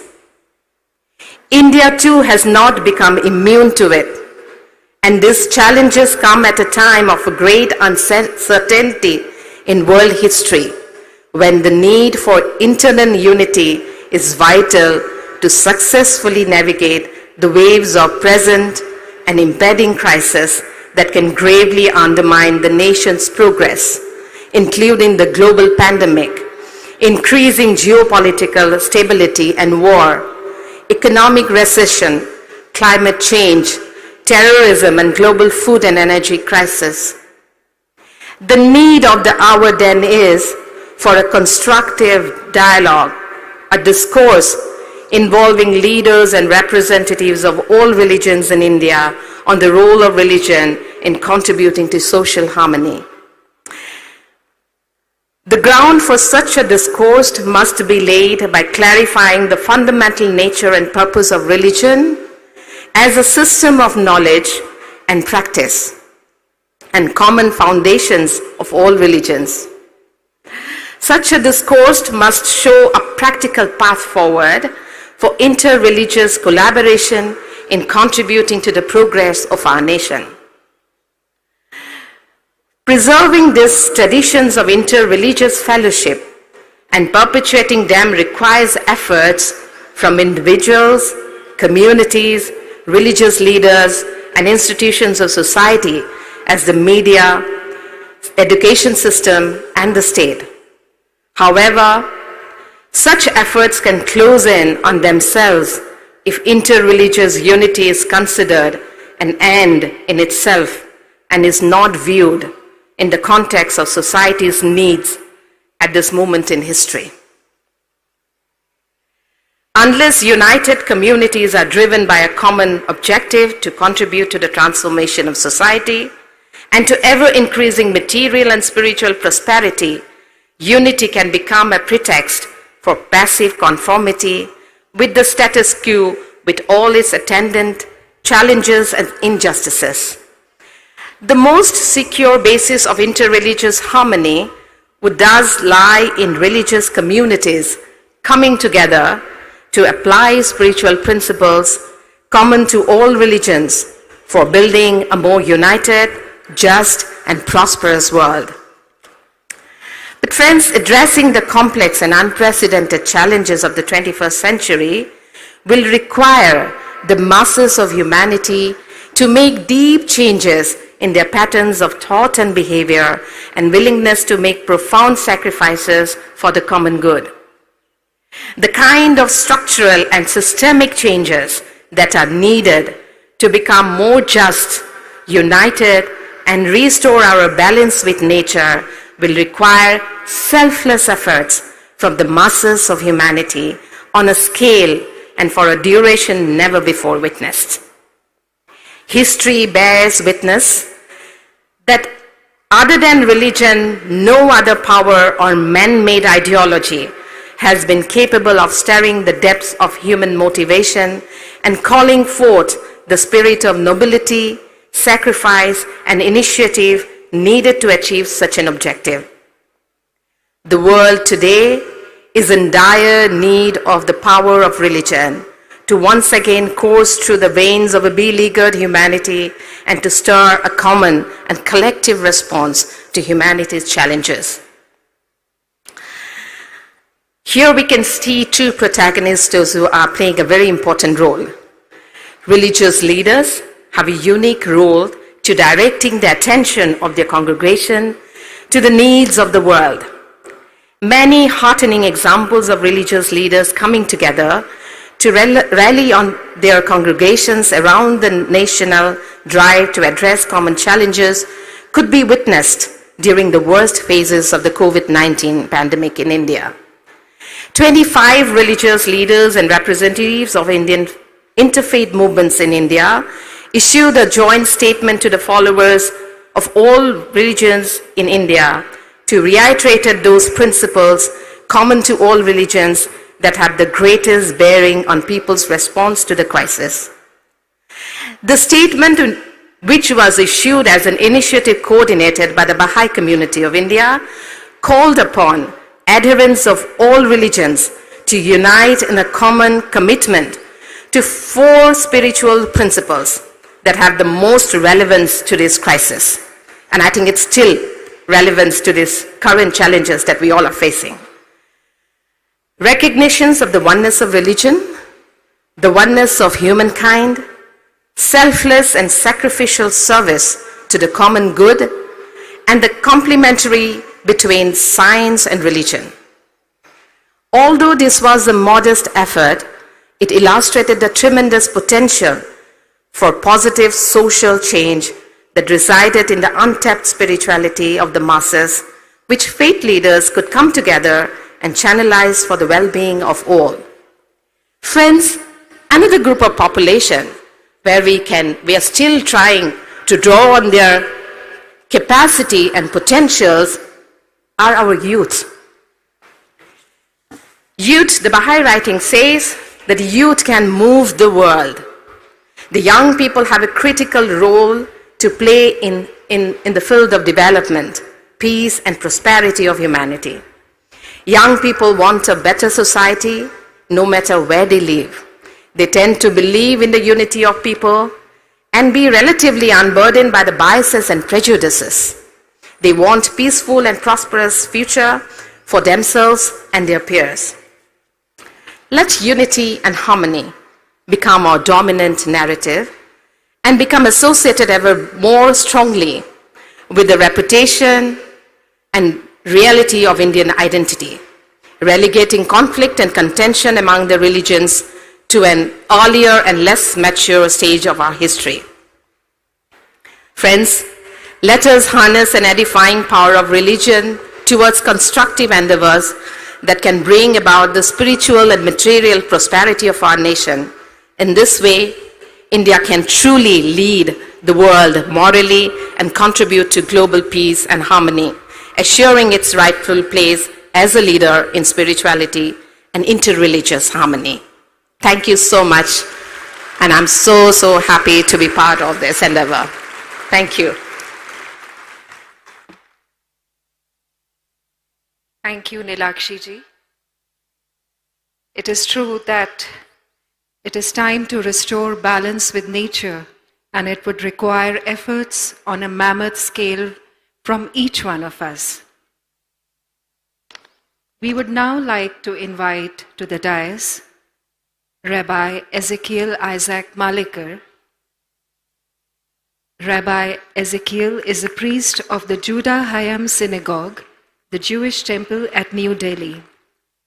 He is the spiritual master of the Speaking Tree, Times of India, and a human rights activist. A recipient of the Doctor of Literature and the Mahavir Mahatma Award, he is the recipient of the Ambassador of Peace Award for promoting harmonious relations between the interfaith communities. A very well-known author, it is now our privilege to listen to Rabbi Ezekiel. Namaste, Shalom. First of all, I would like to clarify that I am not here to represent any particular community. I am here to represent all my Indian brothers and sisters. Because we have been divided into caste and creed and religions, but we forgot. I always say, Janani Janma Bhumischa Swargadapi Gariyasi. The mother who gives you birth and the country where you are born are greater than the heaven. So I always say that I am an Indian first. मैं पहले भारतीय हूँ, then मैं यहूदी हूँ.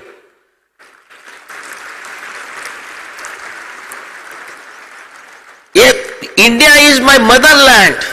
I learnt here Vasudhaiva Kutumbakam, Atiti Deva Bhava. And when the Prime Minister of Israel visited the synagogue, I was asked about my feelings for Israel and India. I said, Israel is in my heart, but India is in my blood. And to tell you that I'm here for the last 2 days, and whenever I go, because I'm from Delhi, whenever I'm outside, not a single day passed, I did not talk to my wife and my daughter and son.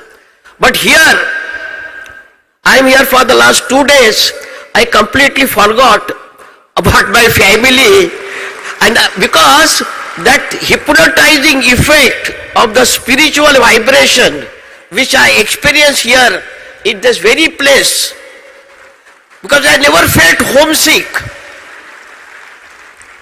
And my special thanks, because there is a saying in Tibet that I saw an animal from the mountain, from the top of the mountain. When I went near to that animal, I saw that he is a human being. And when I start walking with him, I found my brother in him. So when I came here to this place, I found my brother, Mr. Jackie, Mr. Baruch here. Mr. Baruch, please stand up. And he has hosted me and his wife Alexandria, and this Nilakshi also, and we have been with him enjoying our trip. In fact, I was telling Nilakshi, why did we book our tickets for today's flight? Let us cancel. Let us go tomorrow, because this place is such a, I'm telling you, really from core of my heart, because as you know that Israel is surviving because of the trees. We have the festival called Tu B'Shvat. Every year we celebrate the festival of the trees, and that on this particular day in Israel, Israel's population is just 9 millions. At least 2 million people will go and they will plant a sapling. Here, in my practice, whenever I attend anyone's respected Daji was saying that Tulsi, that plant of Tulsi, whenever I attended any auspicious occasion, whether it is a birthday party, it is a wedding anniversary, I always given them not in gift or cash or kind. I gave them the sapling of tulsi. I said, go and plant it. And in Judaism, the little girl, she has to plant that sapling when she is 2 or 3 years old. And when she gets married, after say 20 years, that plants which she has planted, sapling, maybe 20 years ago, the flowers and the leaves of that tree is used for decoration of the canopy under which her marriage takes place. But, and that's why I always say that God first created the nature. This is a divine gift of God. And He created man on the last day, on the 6th day. And He said to man, this is a divine gift of God. Please take care of it as a protector. But I'm sorry to say that instead of protector, we became the destroyers of the nature for the sake of progress and development. So it is very important what I learned. I'm going to take this message to Israel, that what I learned in Israel and this place, that how to take care of the, each tree, be a member of that tree, adapt it, look after that tree. And secondly, I would like to say that just now Honorable Baba Jainji said that Daji is Guru. What is the blessing of your life? To find a Guru. But I always say, Daji is not only Guru, he is a Sadguru. What is the meaning of Sadguru and Guru? Guru will show you the path of righteousness, path of peace, how to attain the inner peace. But Daji is a soul which will take us to that path, and he will guide us and he will make our life successful. So I always say in my prayers that may God grant successful, peaceful and healthiest and long 120 years life to respected Dajiji. It is said in Hebrew, our holy scripture is Torah. Someone asked Rabbi Hillel, can you tell me Torah in one sentence? And Rabbi Hillel said, what is hateful and hurtful to you, do not do to others. If you do not want to appreciate, if you do not want to say the good words, please do not criticize that person. I'm going to tell you a small story. A person, he was in the bad habit of not finding good, virtues in that person. He always used to criticize. This is the nature of the human being. We don't want to see the goodness in others. We want to criticize that person. So he said to Koel is a cuckoo. He said to Koel, you are singing, your chanting is so melodious, but the difficulty with you, your color is black. If you would have not been black in color, it would have been wonderful. Then he says to Rose, you are the king of the flowers, but again you have a problem. You have the deficiency. You have thorns in it. It would have been no thorns, you would have been the most beautiful. Then he said to sea, ocean, your kingdom is so vast, but the problem with you, your water is salty.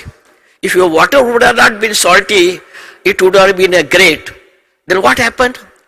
That cuckoo and the flower, the rose and sea said together that person, it would have been better if you had no, habit of cursing others, finding faults with others. So my request to you, if you are not able to appreciate others, do not criticize. It is said in the Lashon Hora in Judaism. And at the end I would like to say that jism ko, jism means our body, jism ko to bahut sawar chuke ho. We have beautified our body. We go to the beauty parlor. I never knew that even gents go to the beauty parlor to beautify their face. They must look very beautiful. But you must see that beautiful, that is from the inner beauty. That is what Dadiji has been saying, that inner peace, through the inner peace, through the prayer, through the meditation, then comes the concentration, then comes the contemplation, then comes the, that realization. So that is the real one. But what we do, jism ko to bahut sawar chuke ho, ab रूह का श्रृंगार कीजिए. Now beautify your soul. जिस्म को तो बहुत सोर चुके हो, अब रूह का श्रृंगार कीजिए. फूल को शाख से मत तोड़िए, उसके खुशबू का आनंद लीजिए. At the end I would say, oh God, you taught us how to fly in the air like a bird. Oh God, you taught us how to swim under the ocean like a fish. But oh God, kindly teach us how to walk on this earth in peace and brotherhood. Namaste.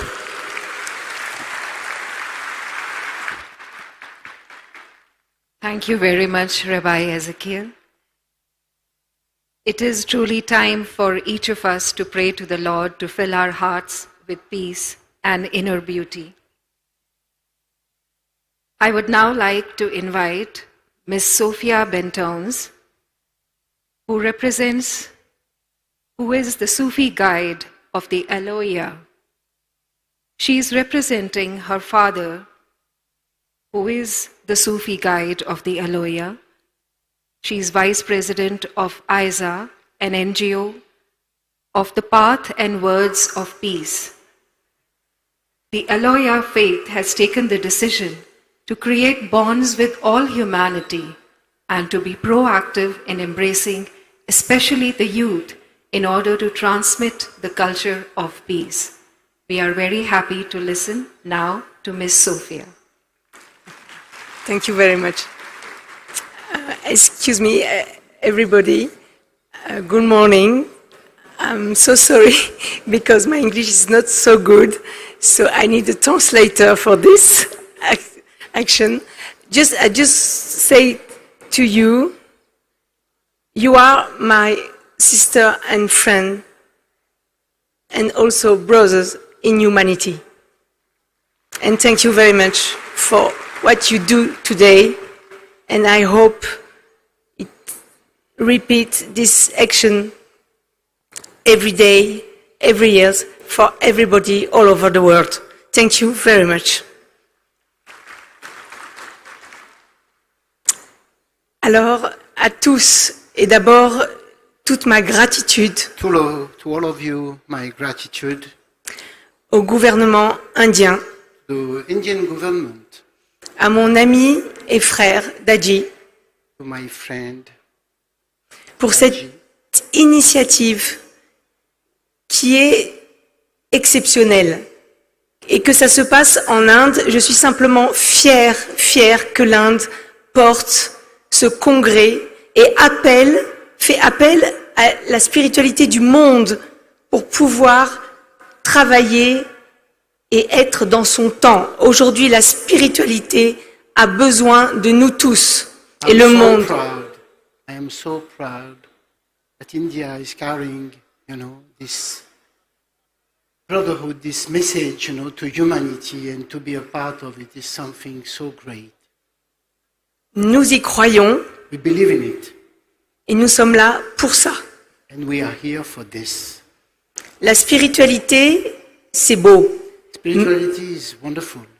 Mais si il n'y a pas la lumière en elle, but if the light is not there, elle est vide de sens. This is empty from meaning. Donc, on demande à tous et à tous de réveiller en eux, dans leur tradition, dans leur religion, cette étincelle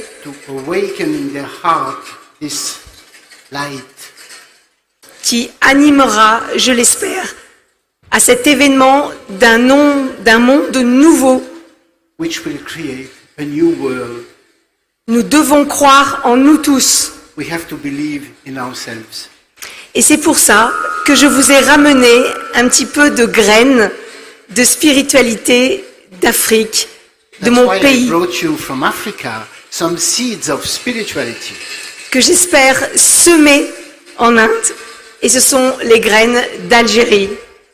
Some seed from Algeria, and I will seed them in India. Hopefully, they will grow here. Je suis de cette grande tradition Sufism. De la tariqa. La tariqa, c'est la voix. The voice, the way. De la voix alawiya. Que Dieu protège cette voix. God bless and protect this. Et qu'elle serve l'humanité. To serve humanity. Donc humblement, je vais simplement essayer de vous transmettre ce que mes ancêtres, et notamment le Shir al-Alawi, qui était lui. I will humbly try to transmit to you what the Sheikh al-Alawi. Un très grand maître, un très grand théologien, un homme de communication. A man who communicated. Il a créé les ponts entre l'Afrique et l'Occident. He created bridges between West and between Africa. Il a incarné. Il s'est simplement ouvert. Il a ouvert son corps à cette âme qu'il a reçue du ciel et qui a pu se propager jusqu'à aujourd'hui. He opened himself to that great spirit coming from above and transmitted. Et comme il le voulait, nous sommes tous, pas que moi, nous sommes tous sa main, sa tête, sa parole, son cœur, ses jambes et tous les membres de ce corps. Everybody is a part of this, that it is his brain, his mind, his heart, whatever part of the body. We are all a part of it. J'ai été simplement élevé dans cette dimension universelle. Aujourd'hui, je suis chez moi, ici, chez vous. I grew up in that dimension, you know, that universal dimension, and here I feel at home. La terre est notre mère. The earth is our mother. Elle est aussi notre tapis de prière. This is also a carpet for prayer. Elle est aussi la représentante de toutes les églises et de tous les temples du monde. It is also the representative of the temple of all religion. Alors, animons et créons en nos cœurs tout simplement ce désir profond de tolérance, de fraternité et d'échange. We have to awaken this in our heart, this feeling of tolerance. Et aujourd'hui, on va prouver qu'un ordre soufi, alaoui, peut se transformer et s'incarner sur Terre en étant un membre agissant. C'est pour ça que je vais vous parler de son ONG, AISA, ONG internationale. Now I would like to speak about the NGO, AISA. AISA, ONG internationale, a été créée en 2001. In 2001. Voilà. Et elle a eu la chance, c'est d'être reconnue par les Nations Unies. It was recognized by the United Nations. Et d'obtenir un statut consultatif spécial. It's receiving a very special approach. Et qui concerne les différents domaines comme l'éthique, la spiritualité, in ethic and spirituality as a reference, la culture de paix, a culture for peace, la gouvernance et tout ce qui concerne l'égalité des genres et le domaine social. C'est une... which is related with the governance and also the genre, tu dis? Oui. Et tout ça, c'est pour vous dire que cette reconnaissance, on l'a eu aussi. Donc nos maîtres ont reçu, le Shir al-Alawi a reçu de l'UNESCO en 2015 une très très belle récompense, comme quoi il était l'école de la tolérance et de la convivialité interreligieuse. Et c'est pour ça que nous sommes là aujourd'hui. And we received the prize, as for the tolerance and whatever. Donc, il faut savoir qu'aujourd'hui les enjeux sont très grands, que le monde est en grande détresse et qu'il faut agir. Yes, we have to act. The world is really trouble, in distress. Et tout simplement, Aïssa ONG, par son président d'honneur, qui aujourd'hui est le 44e shir de la Tariqa Alawiya Shedilia Derkawiya. It's getting complicated. Yes, but it is the 44th, from the line from Muhammad, the 44th one. Voilà. And il fallait agir. Et il a eu cette idée extraordinaire de fédérer le monde autour d'une seule journée, qui est la journée du 16 mai. C'est la journée du vivre ensemble en paix. So on the 16th of May, it is the day of the year in which we celebrate the oneness. Alors vivre ensemble, comme on le dit, on le fait, et c'est très difficile. We do it, and I agree, it's difficult. Mais vivre ensemble en paix, c'est un gros challenge. But to live together in peace, it's quite a challenge. C'est pour ça que nous devons investir la paix.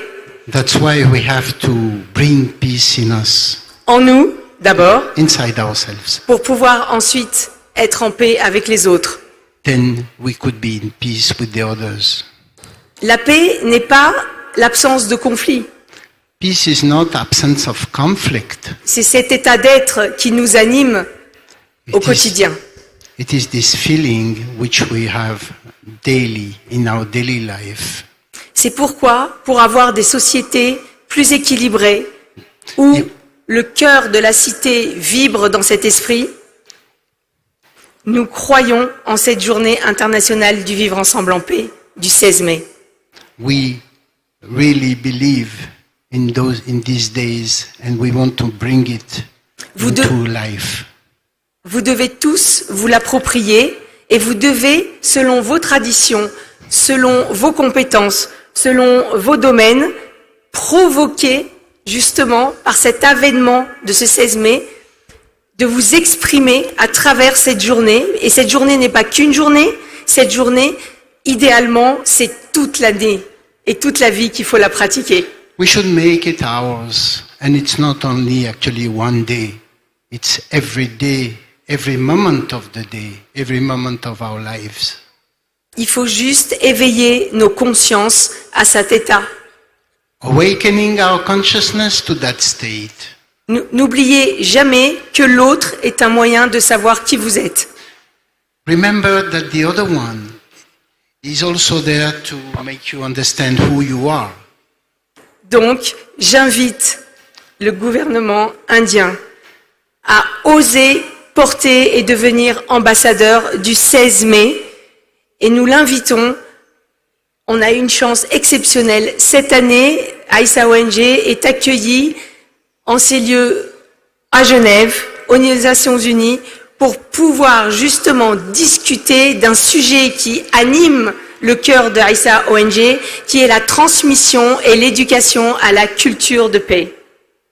So I officially invite the Indian government to come to Geneva and to participate to this event. Donc les Nations Unies sont ouvertes à vous recevoir, vous, peuple indien.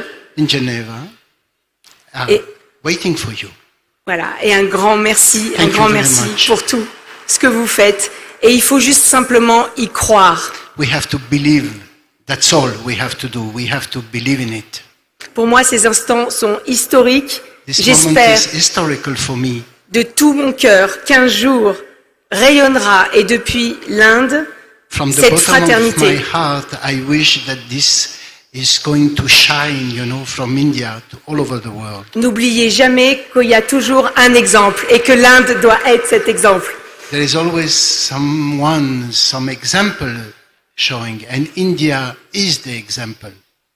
Nous croyons en vous. Merci. Thank you. Merci. Thank you very much.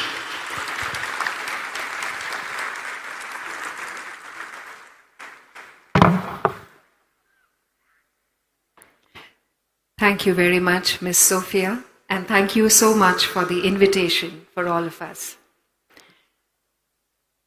Ladies and gentlemen, we have heard wise words from all our respected speakers on the dais. It is now up to each one of us to carry back whatever we could, whatever we imbibe and absorb within. We now come to the end of this plenary session, and it is now time to felicitate our respected speakers, for which I invite our members from the Heartfulness Organization to conduct the felicitation. I invite Sister Ekta and Sister Meena to please come and felicitate Dr. Roland McCretty from the Heart Math Institute.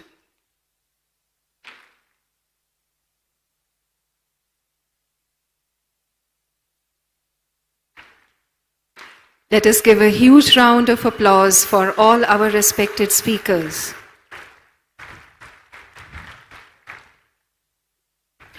I now invite Sister Veronique and Sister Ananya to please felicitate Dr. Joseph Howell.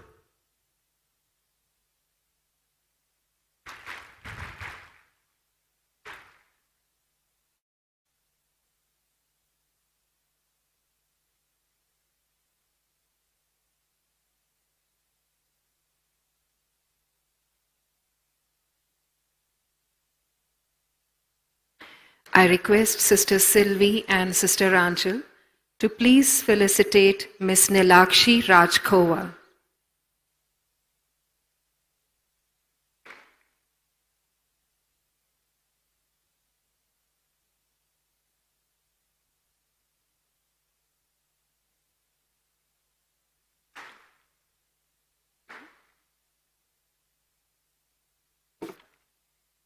I now invite Brother Trilochan and Sister Arshia to please come and felicitate Rabbi Ezekiel Isaac Malikar.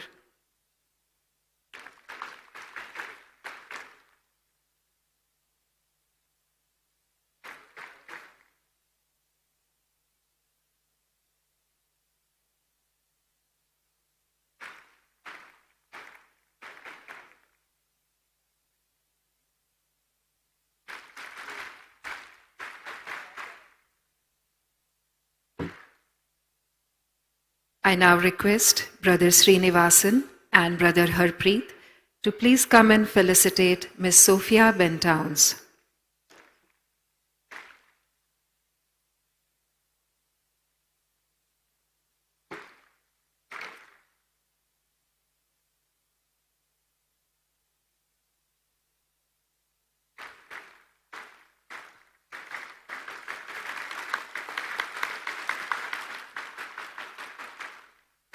We once again thank all the respected speakers for this plenary session for sharing their wisdom with us. I would now like to invite Dr. Devavallabh Swamiji from the Swami Narayan Sampradaya, Secretary of Swami Narayan Gurukul Sangh Gujarat, to share a few words from this dais on his experience of heartfulness at the Global Spirituality Mahotsav. Dr. Devavallabh Swamiji.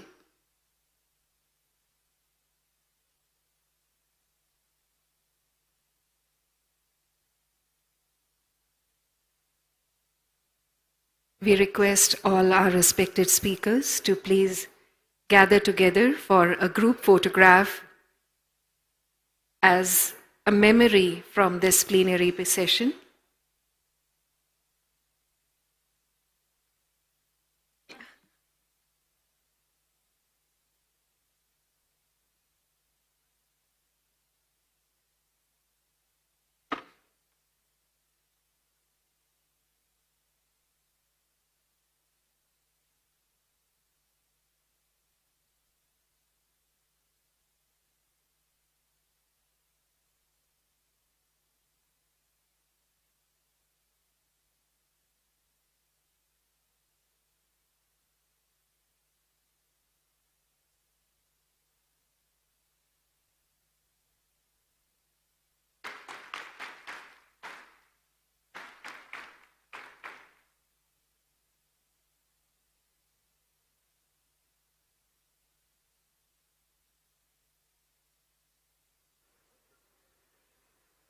We request Dr. Dev Vallabh Swamiji to please share his experience of heartfulness at this event.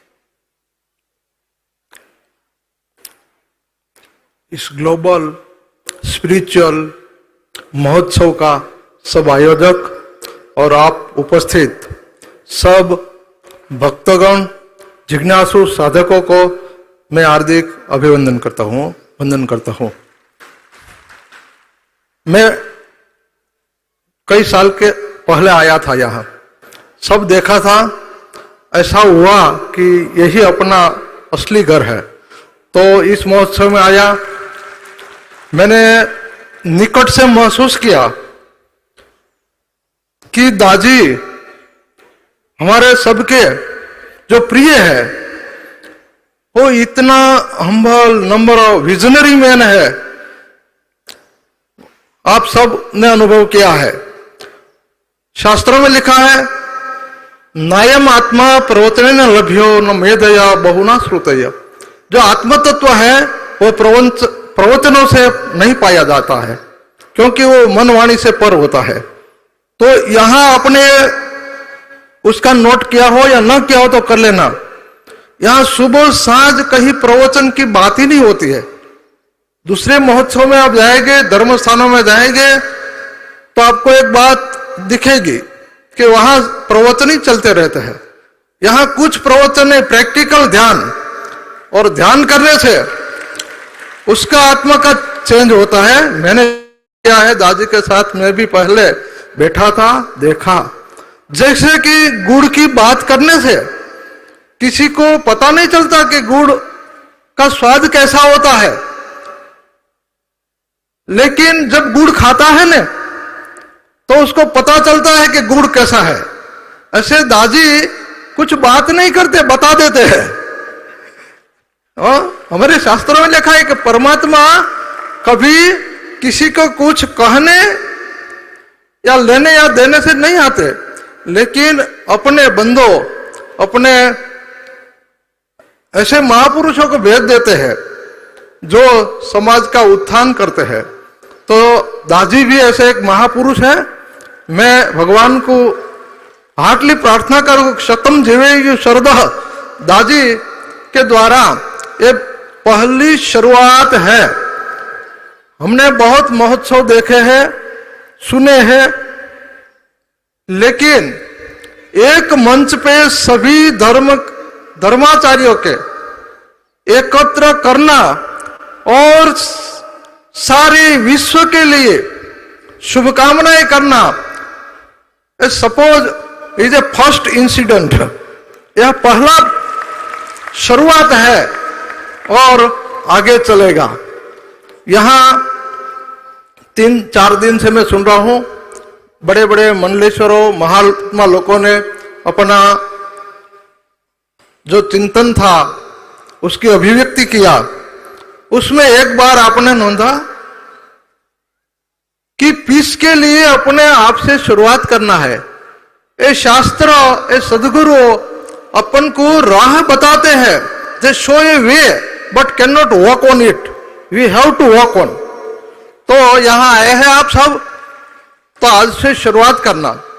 यहां की गिनरी,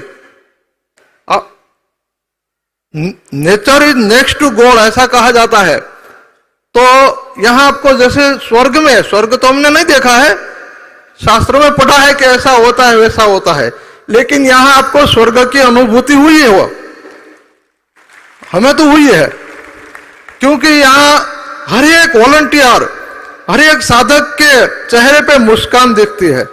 आपने देखा, कोई stress में नहीं है, सब आनंद में, खुशी में है। तो ये जो महोत्सव है उसकी सफलता इच्छता हूं, और हम साथ सब मिलकर, क्योंकि हमारे वहां प्राचीन नरेंद्र भाई मोदी जी ये अमृत काल बहुत इस दिशा में काम कर रहा है, इसीलिए कि हमारे पास इतना समृद्ध वारसा है, लेकिन हमें उसका पता नहीं है। जैसे कि कहा जाता है कि कस्तूरी मृग की नाभि में कस्तूरी होती है, लेकिन उसका पता नहीं है तो उनकी सुगंध के लिए वन वन में भटक भटक के थक जाता है। लेकिन हमारे यहाँ वेद, उपनिषदों, शास्त्रों, सभी संप्रदाय का सम्मान होता है। सभी महापुरुषों ने बहुत बढ़िया बातें बताई है, तो समृद्ध वारसा है, तो हम उसको उजागर करें, उसको पहचाने। और हम ही सिर्फ नहीं, हमारा आदर्श है सर्वे सुखिनः भवन्तु, सर्वे सन्तु निरामयाः, सर्वे भद्राणि पश्यन्तु। ये हमारा उपनिषदों का आदर्श है, वसुधैव कुटुम्बकम, और सब सुखी हो। तो उसमें दादी ने लीडरशिप किया है। एक बात समझ लो, हम सबको उन्हें तन मन धन से सपोर्ट करने का है। जैसे कि भगवान कृष्ण ने गोवर्धन उठाया था ना, तो सब गोप बालकों ने अपनी अपनी लाठी टिकवाया था। ऐसे हम सबको सहयोग देना है। बहुत अच्छा काम है। ध्यान के प्रैक्टिकल सेशन होते हैं, और आप भी एक बार उसका स्वाद चख जाते हैं ना, तो फिर नहीं छोड़ेंगे। तो सब महात्मा लोगों ने यही बात बताई, और इंडियन कल्चरल मिनिस्ट्री और ये हार्टफुलनेस ने ये जो प्रोग्राम का आयोजन किया है और सक्सेसफुली किया है, उस सबको मैं खूब खूब धन्यवाद देता हूँ, अभिनंदन करता हूँ। यहाँ का एक बात मुझे बहुत जची है, उसको याद रखने का। किसी भी वक्ता ने उसकी ओर आपका ध्यान डाइवर्ट नहीं किया है, वो है सफाई। इंस्टीट्यूट का 3-4 अनमोल चीज है। जैसे कि एक सफाई का काम होता है। हम पानी गिलास में अच्छा पानी भरना चाहेंगे तो पहले गिलास को वॉश करना पड़ेगा, साफ करना पड़ेगा ना, नहीं तो पानी बिगड़ जाएगा। तो सफाई का काम होता है, वो बहुत बढ़िया है। उसके बारे में सोचे, समझे और सीखे। यहाँ के वो जो टीचर्स है वो आपको अच्छी तरह से बताएगा। बुक में भी लिखा है सफाई की बहुत आज के समय में जरूरियात है, क्योंकि आज का हमें टेंशन है। पढ़ता है तो पढ़ाई में टेंशन, अच्छी टकावारी लाने का। जब पढ़ाई पूरी होती तो जॉब का टेंशन, फैमिली का टेंशन, टेंशन ही टेंशन है। उससे छुटकारे का उपाय ये है सफाई का कार्यक्रम, बाद में मेडिटेशन, प्रेयर, सब अच्छे अच्छे फैक्टर है।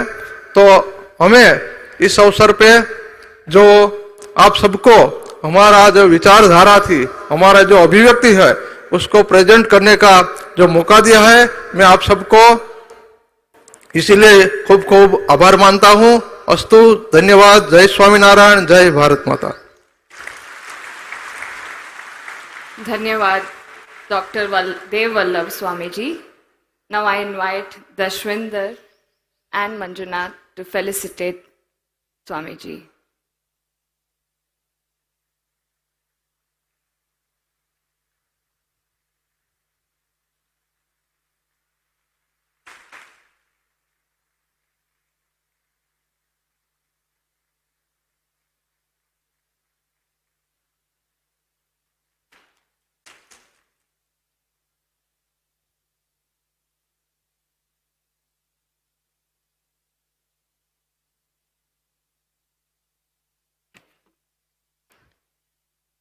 The Global Spirituality Mahotsav has been a true coming together of people from various faiths and organizations on one platform.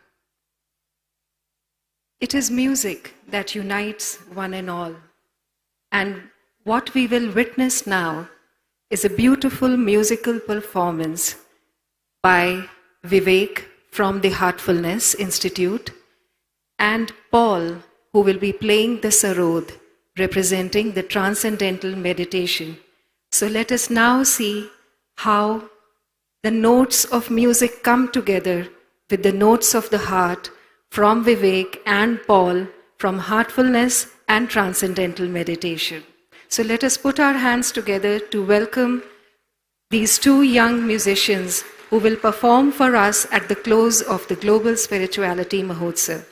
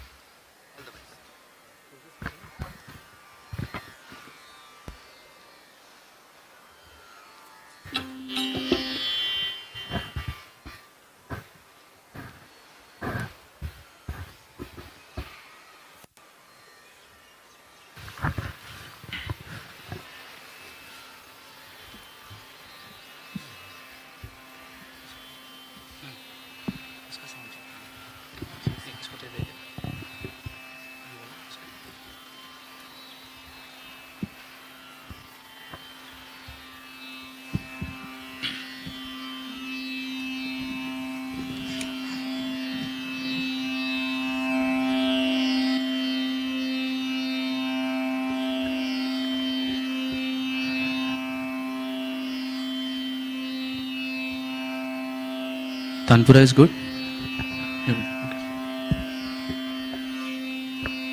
Just checking the tabla part.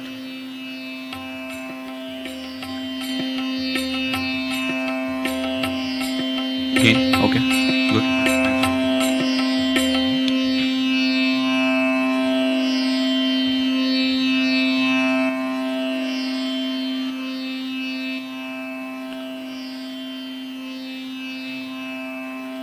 Good morning to one and all present here. We offer our gratefulness to the Cultural Ministry, to the Heartfulness Organization, and the entire ecosystem of spirituality present here at Kana Shantivanam for the Global Spiritual Mahotsav 2024.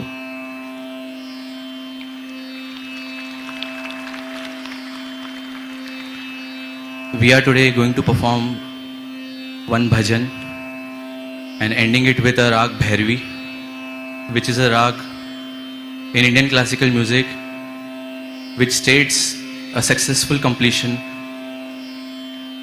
of a conference or a Mahotsav. So here we are presenting. On Sarod, we have Paul from Ireland, and he is a practitioner of transcendental meditation. And I am Vivek from Rajasthan, practicing heartfulness. So here we are presenting a bhajan. Thank you.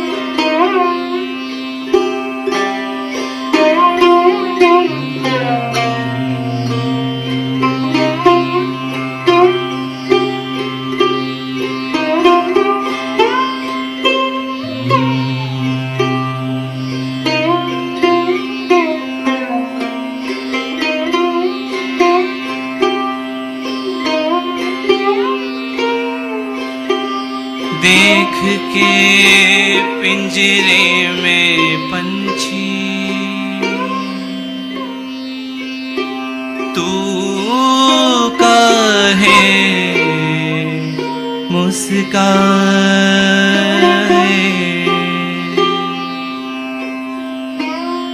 देख के पिंजरे में पंछी तू काहे घबराए, हम सब हैं इस जग में कैदी, ये तू समझ नहीं पाए।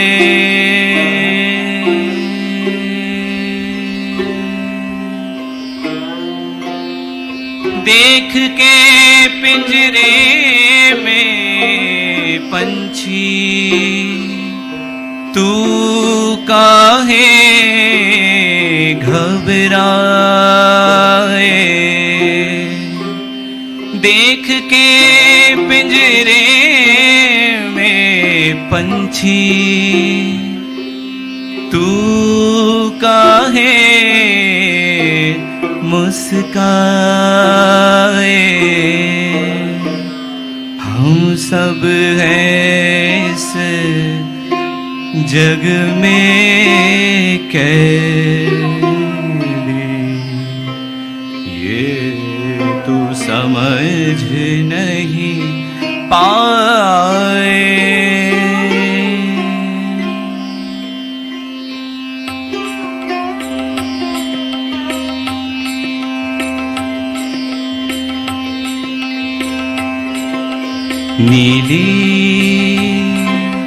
नीली छत के पीछे बैठा जाने कौन मदारी, नीली छत के पीछे बैठा जाने कौन मदारी। जैसे जैसे नाच नचाए नाचे दुनिया सारी। नीली छत के पीछे बैठा जाने कौन मदारी। जैसे जैसे नाच नचाए नाचे दुनिया सारी। नीली छत के पीछे बैठा जाने कौन मदारी।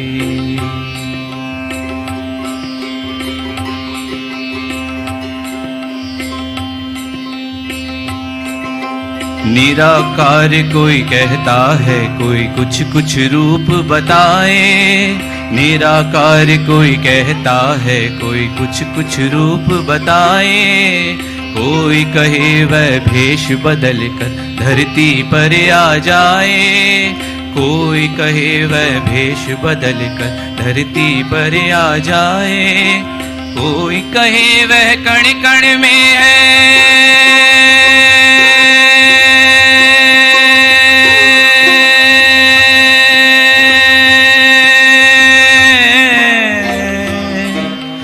कोई कहे वह कण कण में है पर वो नजर ना आए।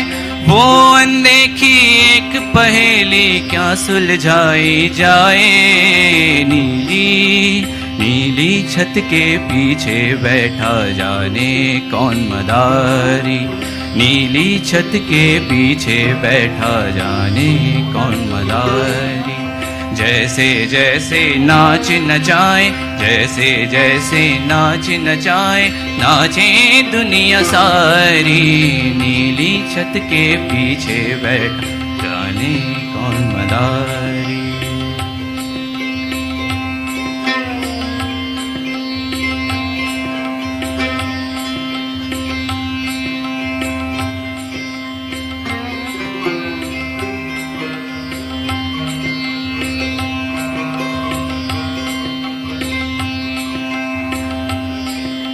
सुनते हैं उनकी आंखें हैं सूरज चांद सितारे। कब कब हम करते हैं क्या क्या पल पल हमें निहारे। सुनते हैं उनकी आंखें सूरज चांद सितारे। कब कब हम करते हैं क्या क्या पल पल हमें निहारे। मछली को क्या लेना है। मछली को क्या लेना है उछले सागर के धारे। उस शक्ति की भक्ति कर ले ओ बंदे मत वाले। नीली छत के पीछे बैठा जाने कौन मदारी। नीली छत के पीछे बैठा जाने कौन मदारी। जैसे जैसे नाच नचाए दुनिया सारी। नीली छत के पीछे बैठ जाने कौन मदारी।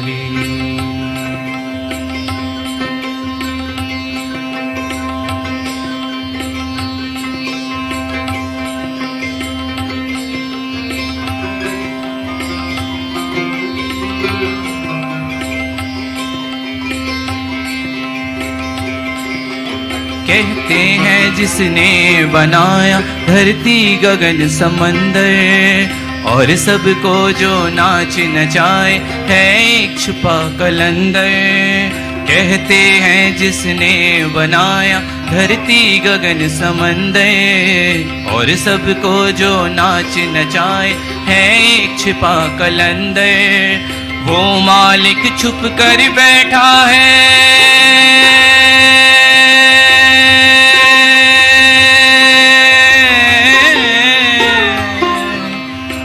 मालिक छुप कर बैठा है हर इंसान के अंदर।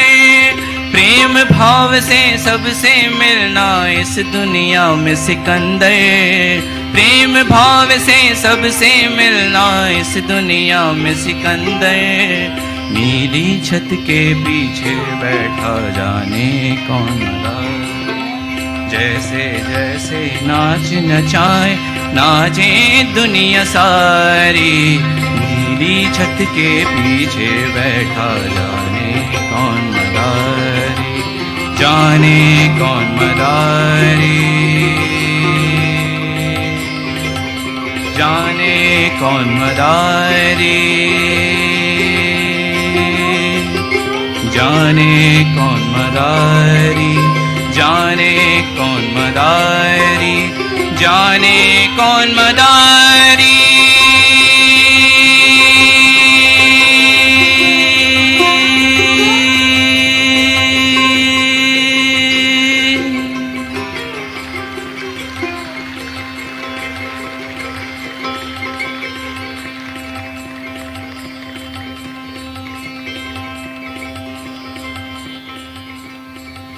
Thank you very much.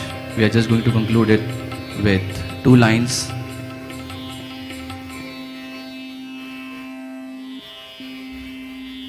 In the Rag Bhairavi.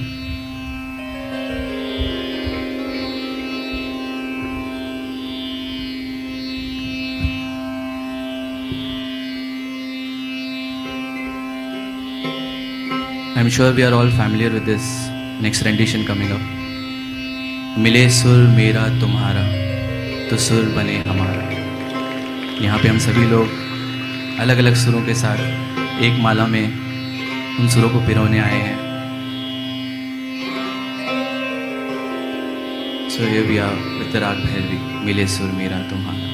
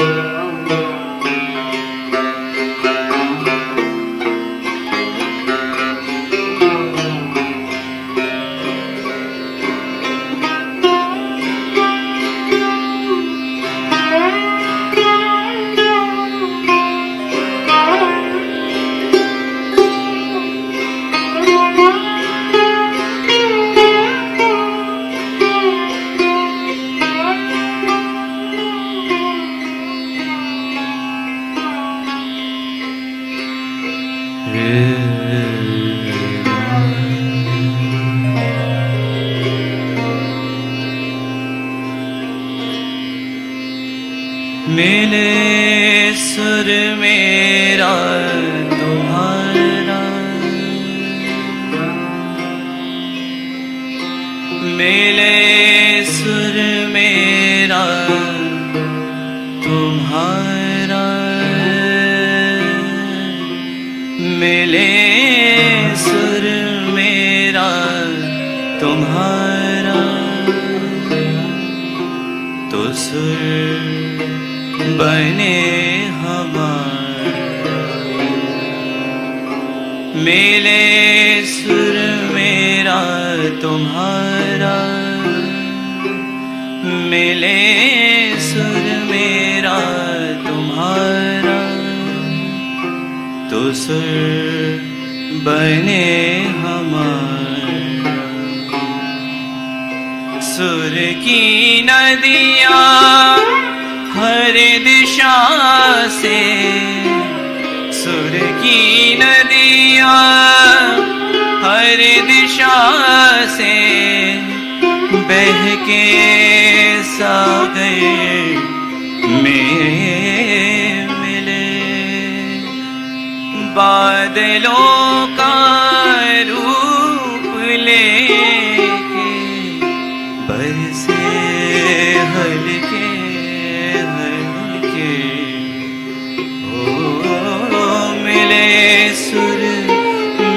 मेरा तुम्हारा मिले सुर मेरा तुम्हारा तो सुर बने हमारा तो सुर बने हमारा तो सुर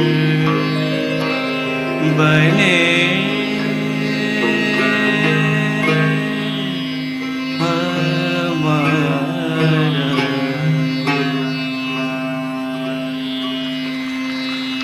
Thank you so much. Thank you very much.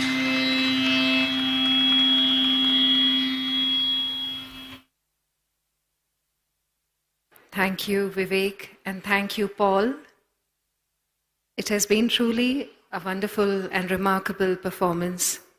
It has succinctly concluded this whole vibration that each of us is feeling in our hearts. And it is now time for the Global Spirituality Mahotsav to come to a close. A historic moment, a historic time, which we have all been witness to, and which will reverberate in our hearts for eternity. I would now like to invite Brother V. Srinivasan from the Heartfulness Institute to please come forward and propose the vote of thanks.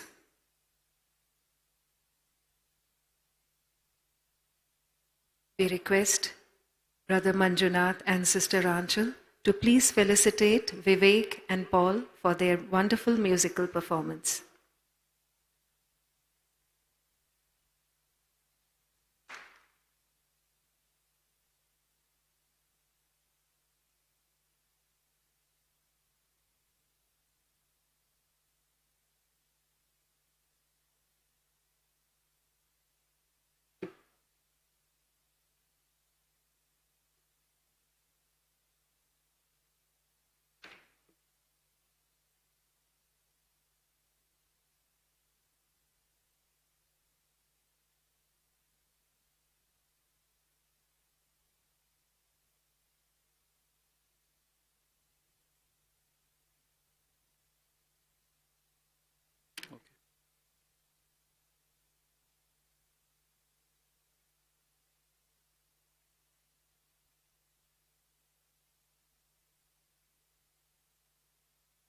A very good afternoon, sisters and brothers, as we veer to the end or conclusion of this really landmark and joyous celebration.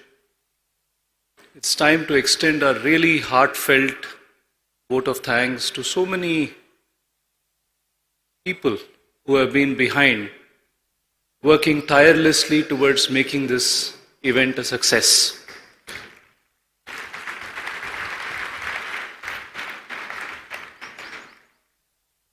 At the very first, our deepest gratitude to the Ministry of Culture, Government of India, who have been at the forefront of supporting this event, giving us their valuable guidance with their resources, with their expertise, technical support, and in so many other ways towards enabling this event to be hosted at Kana Shantivanam. So please, let's give a big round of applause to Ministry of Culture. We also thank and are indebted to all the core committee, all the organizations who are part of the core committee of this celebration. We also thank the various supporting organizations who have been associated closely with the core committee and the working team towards making this event a great success. It would be really words fall short, but we extend our heartfelt gratitude to all the residents of Kana Shantivanam, volunteers and staff who have very, very generously, open-heartedly made themselves available to support this event. May I request all of us to please give them a very big applause over the last 30 days since this event, after this event was formally announced, I think the entire Kana Shantivanam management team, residents have all come together to give support and make this event a great success. Lastly, and most importantly, two things. Such an event would not have been possible to host, to convene, without the guiding love and inspiration of Pujya Daji. Let us all, from the bottom of our hearts, convey our deepest gratitude, and let's give a very big applause for Daji's inspiring force. A year back when we were in Delhi, Pujya Daji had discussed and proposed the possibility of Kana Shantivanam hosting the event to the ministry, and he has been, supporting, guiding us through this entire journey, and today we are here having this event. And of course, an event of this size, scale, and magnitude, and the kind of participation as was being said today morning, we had invitations sent to over 500 plus spiritual, religious, and faith organizations globally. We had almost about 300 plus organizations responding back, and many of them have participated either through their physical attendance and participation. Some of them have set up stalls, some have contributed towards the different experiential activities here, and above all, the participation has really been overwhelming. So we really understand that this event has been accomplished in very short time. 30 days for an event with over 50,000 participants means that there has been great support and help to us from the very divine. And I think from the bottom of our hearts at Kana Shantivanam, let us all prayerfully acknowledge this, and we thank the divine for being behind this very ennobling cause. So with this, we come to the conclusion of this event. We thank on behalf of the organizing committee. We thank all of you since morning who have come here, who have been part of these proceedings, who have encouraged all our speakers through the course of their sessions. I hope it has been all very enriching, and we wish you all the very best and look forward to your participation in the next series of events which will unfold here on through the Global Spirituality Mahotsav. So thank you once again, and you may all join for lunch after this at the dining hall. Thank you so much. Thank you.